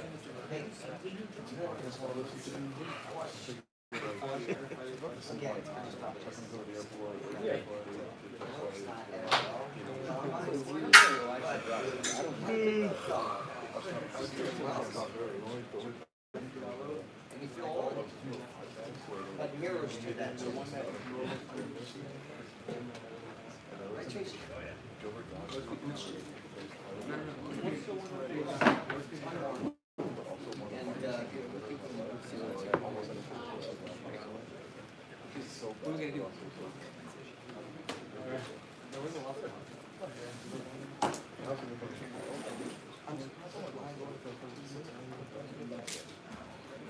How far is the drive? Wow. It says 5 on the GPS, but it's 3 hours 45.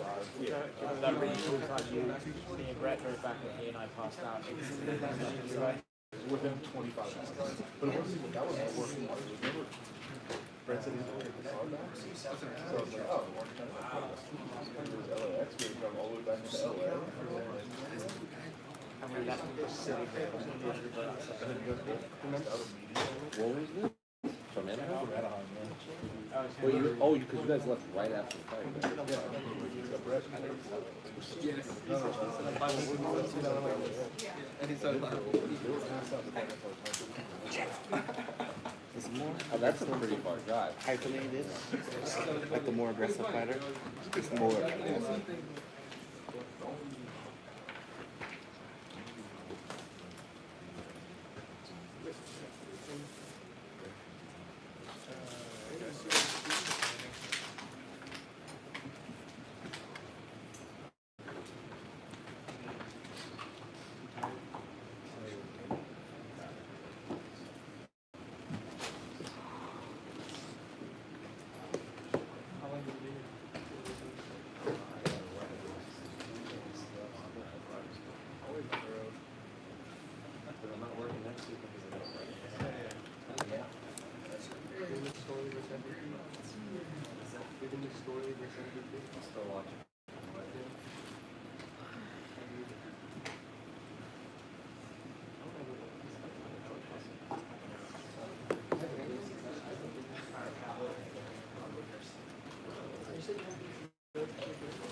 Really?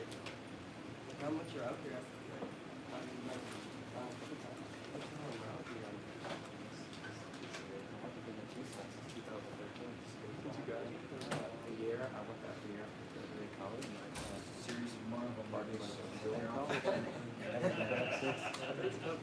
Hopefully you get through one phase or two.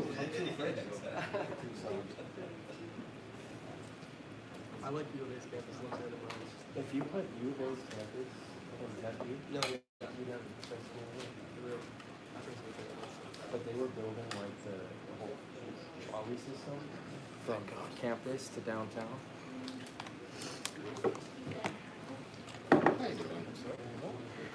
Interesting week for you. I've had a big day.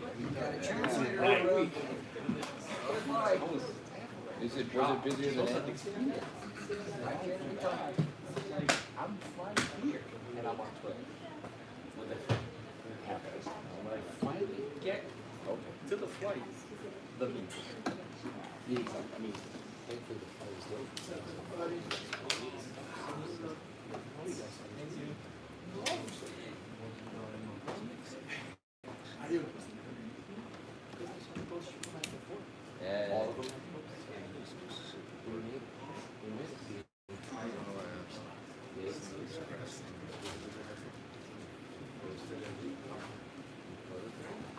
Well, it's part of who we need.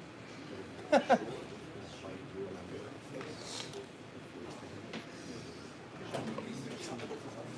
I knew that it was going to be weird.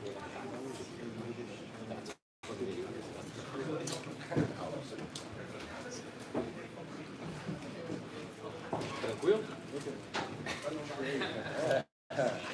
Aqui tem uma expressão aqui que é você parece. Tá faltando algo aqui, não? There's something missing here, right? Tem uma expressão aqui que você está parecendo $1 milhão. Alguém falou que você está parecendo $1 trilhão. Well, Charles, obviously a very, very incredible win for you tonight. I mean, a quick fight, but incredibly exciting. How are you feeling after that? Charles, obviamente uma luta uma vitória muito importante para você, uma vitória rápida, mas uma vitória muito importante. Como é que você está se sentindo? Feliz demais. Feliz demais, realmente é meu legado, mostrando que o quanto a equipe e a gente vem trabalhando, eu consegui um sonho gigantesco, uma vitória, uma finalização, mantendo esse legado de finalizações minha, mostrando que realmente eu tenho sonho de fazer um evento. Just way happy. Just the fact that the work that the team puts in, that it paid off. You think that we will always work on submissions, and to see the legacy of submissions as well, continuing to keep on. It's still going, meaning that the work the team has put on really paid off, and it just goes to show that the champion has a name. That's Oliveira.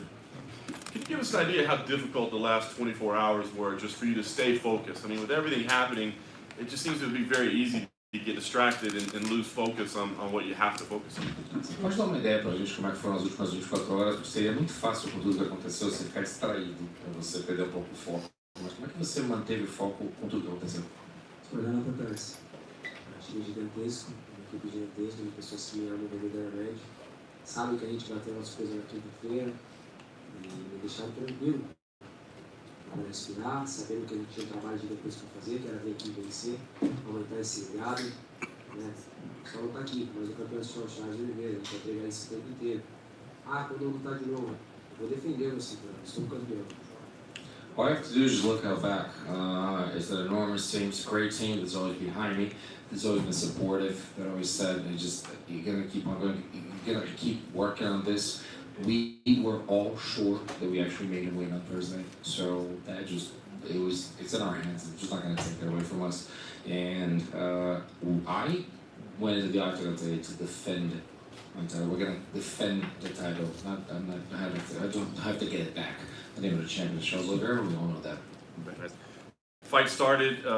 Justin was very aggressive. He tagged you a couple times. Was kicking the legs. I guess how were things playing out early on? Was it as you expected? A luta começou bem agressiva. O Justin foi pra cima de você, pegou você algumas vezes, também pegou você com os pés, também chutou. Como é que você viu esse começo de luta que foi agressivo e foi desse jeito? O que aconteceu? Como eu falei, ele é um cara que anda pra frente, também só anda pra frente, só não tem que guiar, só anda pra frente.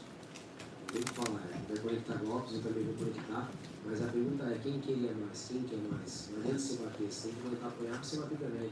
Essa aí, eu queria mais, sabe? Como eu falei, o campeão chama Charles Oliveira, ninguém vai tirar isso, eu sou familiar. I said this, that he's the guy who pushes forward, and I always push forward, and I knew this was going to happen. It was a matter of, I'm like a war tank, because I keep on moving forward. I knew that I was going to get hit, I knew that I was going to get him, but as I said a couple of times, who wants it more? And it all came down to who wanted it more. And that's not going to change. I am enlightened, and the champion is Charles Oliveira, that wasn't going to change. I'm sure you'd like to just go dominate the fight without getting hit, but is there something kind of sweet about being pushed, about being tested, so you continue to answer those people who say that you can't be pushed like that? É claro que você gostaria de ganhar uma luta direto, só simplesmente metendo porrada e ganhando a luta, mas tem um valor, é uma vitória mais doce você ganhar sabendo que você tomou umas pancadas e especialmente para falar para aquelas pessoas que acham que você não consegue se recuperar das coisas e que você conseguiu fazer isso. Na realidade, a gente deixou um recado para a divisão, né? Charles Oliveira é um problema para a divisão. Essa é eu sou um problema para essa divisão. Um cara sentado, iluminado, sei de onde sair, onde cheguei, onde quero chegar. Não, sei de onde eu saí, onde estou e onde quero chegar. Eu sou um cara iluminado. So this is the message to the division, that basically I know where I came from, I know where I am, I know where I'm going, and I'm a man who's enlightened and who's also very focused.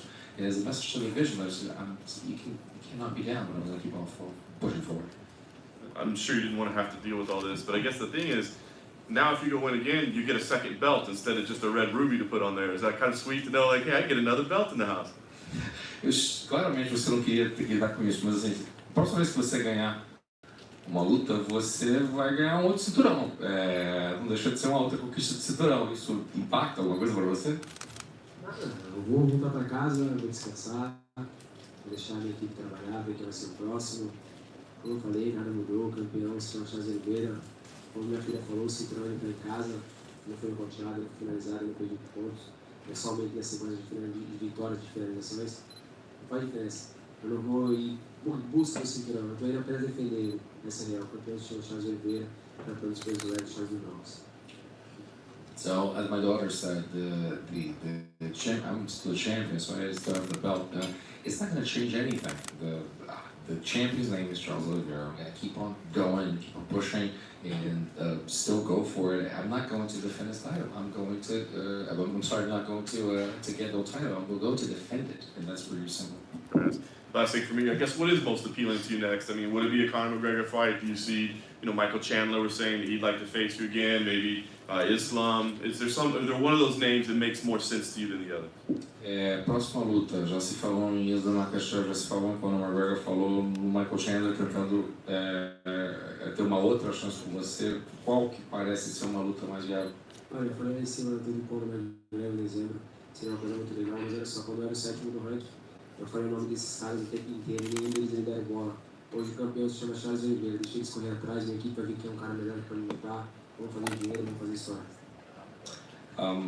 I said upstairs that Conor McGregor would be a good fight, but when I was 7th in the rankings, I talked to all these guys, I called them all out, none of them paid attention to me.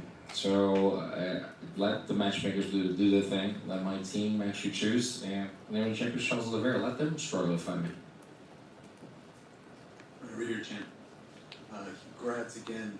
I wonder, can you walk us through the last 36 hours? Because I would imagine that just the range of emotions that you have been going through and trying to bottle it up and deal with that frustration, that must have been something unlike anything I would imagine you've experienced. Parabéns, campeão. Eu só gostaria de entender como foram as últimas 36 horas, como é que você consegue colocar suas emoções como dentro de uma garrafa, você não tem engarrafar isso e ficar dentro de você para você internalizar. Eu não consigo nem imaginar o que você passou nas últimas 36 horas. Foi uma loucura, mas aí a hora que a gente vê separar as horas das crianças, você tem que ser homem de verdade, você tem que ter foco, né? A equipe me colocou nesse foco, a mulher de cima falou que sou iluminado, não tem diferença. Eles falam que eu desisto da luta, eu mostro que não, eles me arrumam agora o problema da balança. Vamos ver qual que é o próximo problema lá, vamos esperar. You're gonna keep on focused.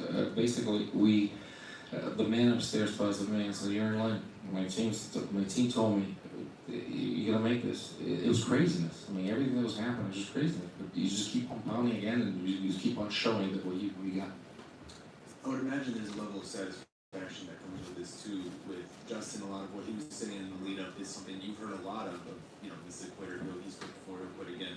And once again, you were hurt, you were knocked down, and once again, you persevered. I would imagine there's a level of satisfaction that goes with continually proving these guys wrong over and over again. Tem um nível de satisfação de sempre provar as pessoas erradas. Falam pra você, ele desiste. Just fala as coisas, e você vai lá e prova que não é assim. Que as pessoas falam que você desiste, você não pode fazer isso, você pode fazer aquilo. Deve ter um nível de satisfação maior pelo fato de você provar. Acho que não, na realidade, a gente não tem que ligar o que as pessoas acham, a gente achar. A gente tem que fazer, essa é a real. Eu vim aqui fazer história, eu vim aqui aumentar o legado, fazer com a nossa equipe cresça cada vez mais, mostrar que realmente sou iluminado, que o homem lá de cima me escolheu. Essa é a real. Eles vão falar, não vai mudar em nada, a gente vai vir aqui fazer história. I really think we can't care about what other people say. We basically gonna keep working and it's gonna show that the man upstairs is the chosen one. My team is gonna be right by me and working with me, and it's not gonna change anything. The legacy, we're here to make a legacy and make history, and it's my thing is that. I don't have to care about what other people think, but what they think of their side. Well, speaking of that legacy, I mean, at this point, the resume is starting to get pretty absurd. The list of names, the list of records that you hold within the company. You're only 32 years old. You see somebody usually who would have this many records that, late 30s and towards the end of their career, you still feel like you're very much in your prime. Are you exceeding even your own expectations with this? Falando desse legado, desse currículo, a lista está crescendo, a lista de vitórias, a lista de recordes, os nomes, as finalizações que se falaram. Você pensa, muita gente conseguiu chegar em certos pontos que você chegou numa idade um pouco mais avançada. E com a idade que você tem, você acha que você excedeu até as suas próprias expectativas? Não, com certeza não. Sou um moleque sonhador. A mãe sempre me falou pra mim, meu sonho é ter um Fusca, sonho é ter um Ferrari. Quando eu entrei aqui, eu falei que eu ia fazer história. Eu era menino no meio dos leões. Eu sou um leão no meio dos leões. Né? Um leão embaçado. Essa é a diferenciada. Então eu vim aqui fazer história, quero fazer história, vou continuar fazendo história, vou continuar quebrando recordes, fazendo as coisas acontecer, levando um nome gigante da nossa equipe, essa é a That was an internal Brazilian joke there. Okay. I'm gonna put you through this. First of all, I said I'm a dreamer. I'm a dreamy boy. Ever since I was a little kid, and my mom used to say, "Don't settle for you don't want a Beetle, you want a Ferrari." And I started saying that I was a boy amongst lions, and now I'm a lion amongst the other lions. Now I'm a pretty tough freaking lion, right? That's what it was said.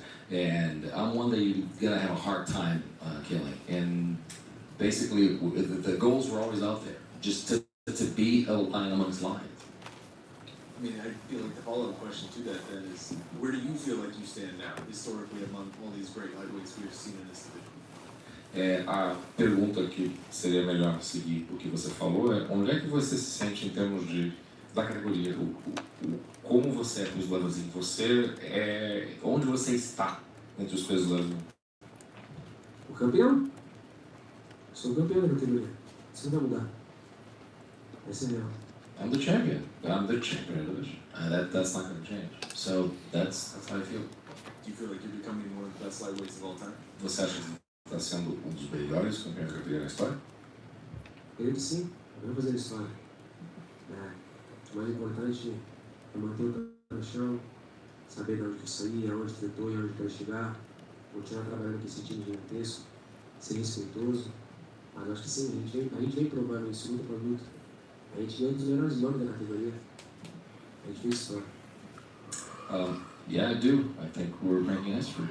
There's a legacy. I know where I came from. I know where I am. I know where I want to go. Is to continue to work this great team on, and I think we're going to continue to make history, and we're going to continue to build this legacy.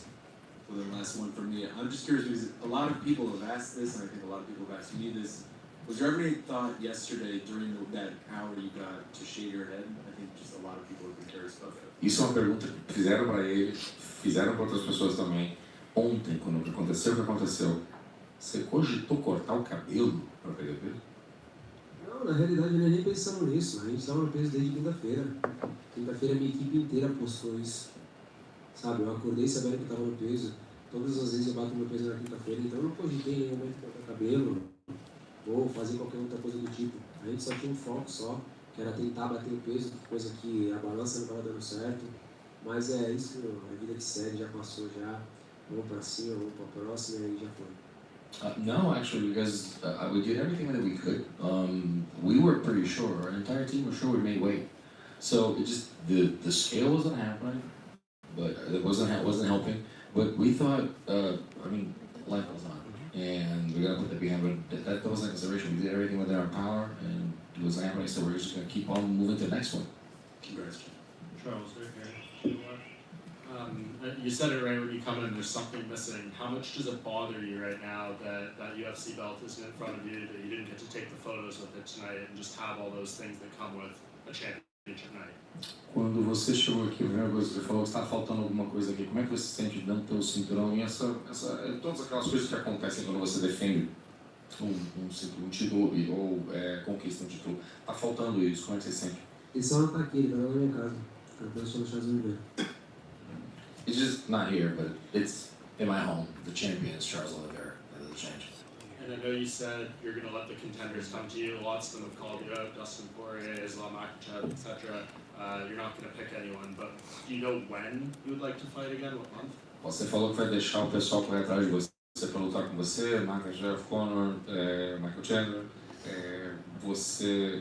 Já que você não sabe com quem você vai lutar exatamente, ou que você não quer escolher, você já sabe a data de quando você gostaria de lutar?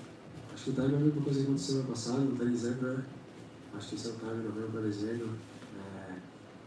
Hoje aconteceu uma coisa no vestiário muito legal, a equipe inteira me abraçou ali e falou que eu tinha que ficar no meio, que eles iam fazer uma pancada do mundo.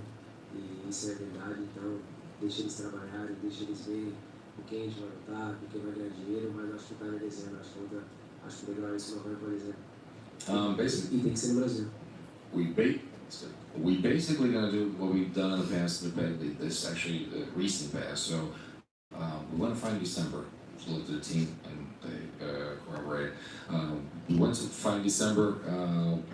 Just want to rest a little bit and continue with that same timing. I think that's the best. And by the way, it's going to be in Brazil.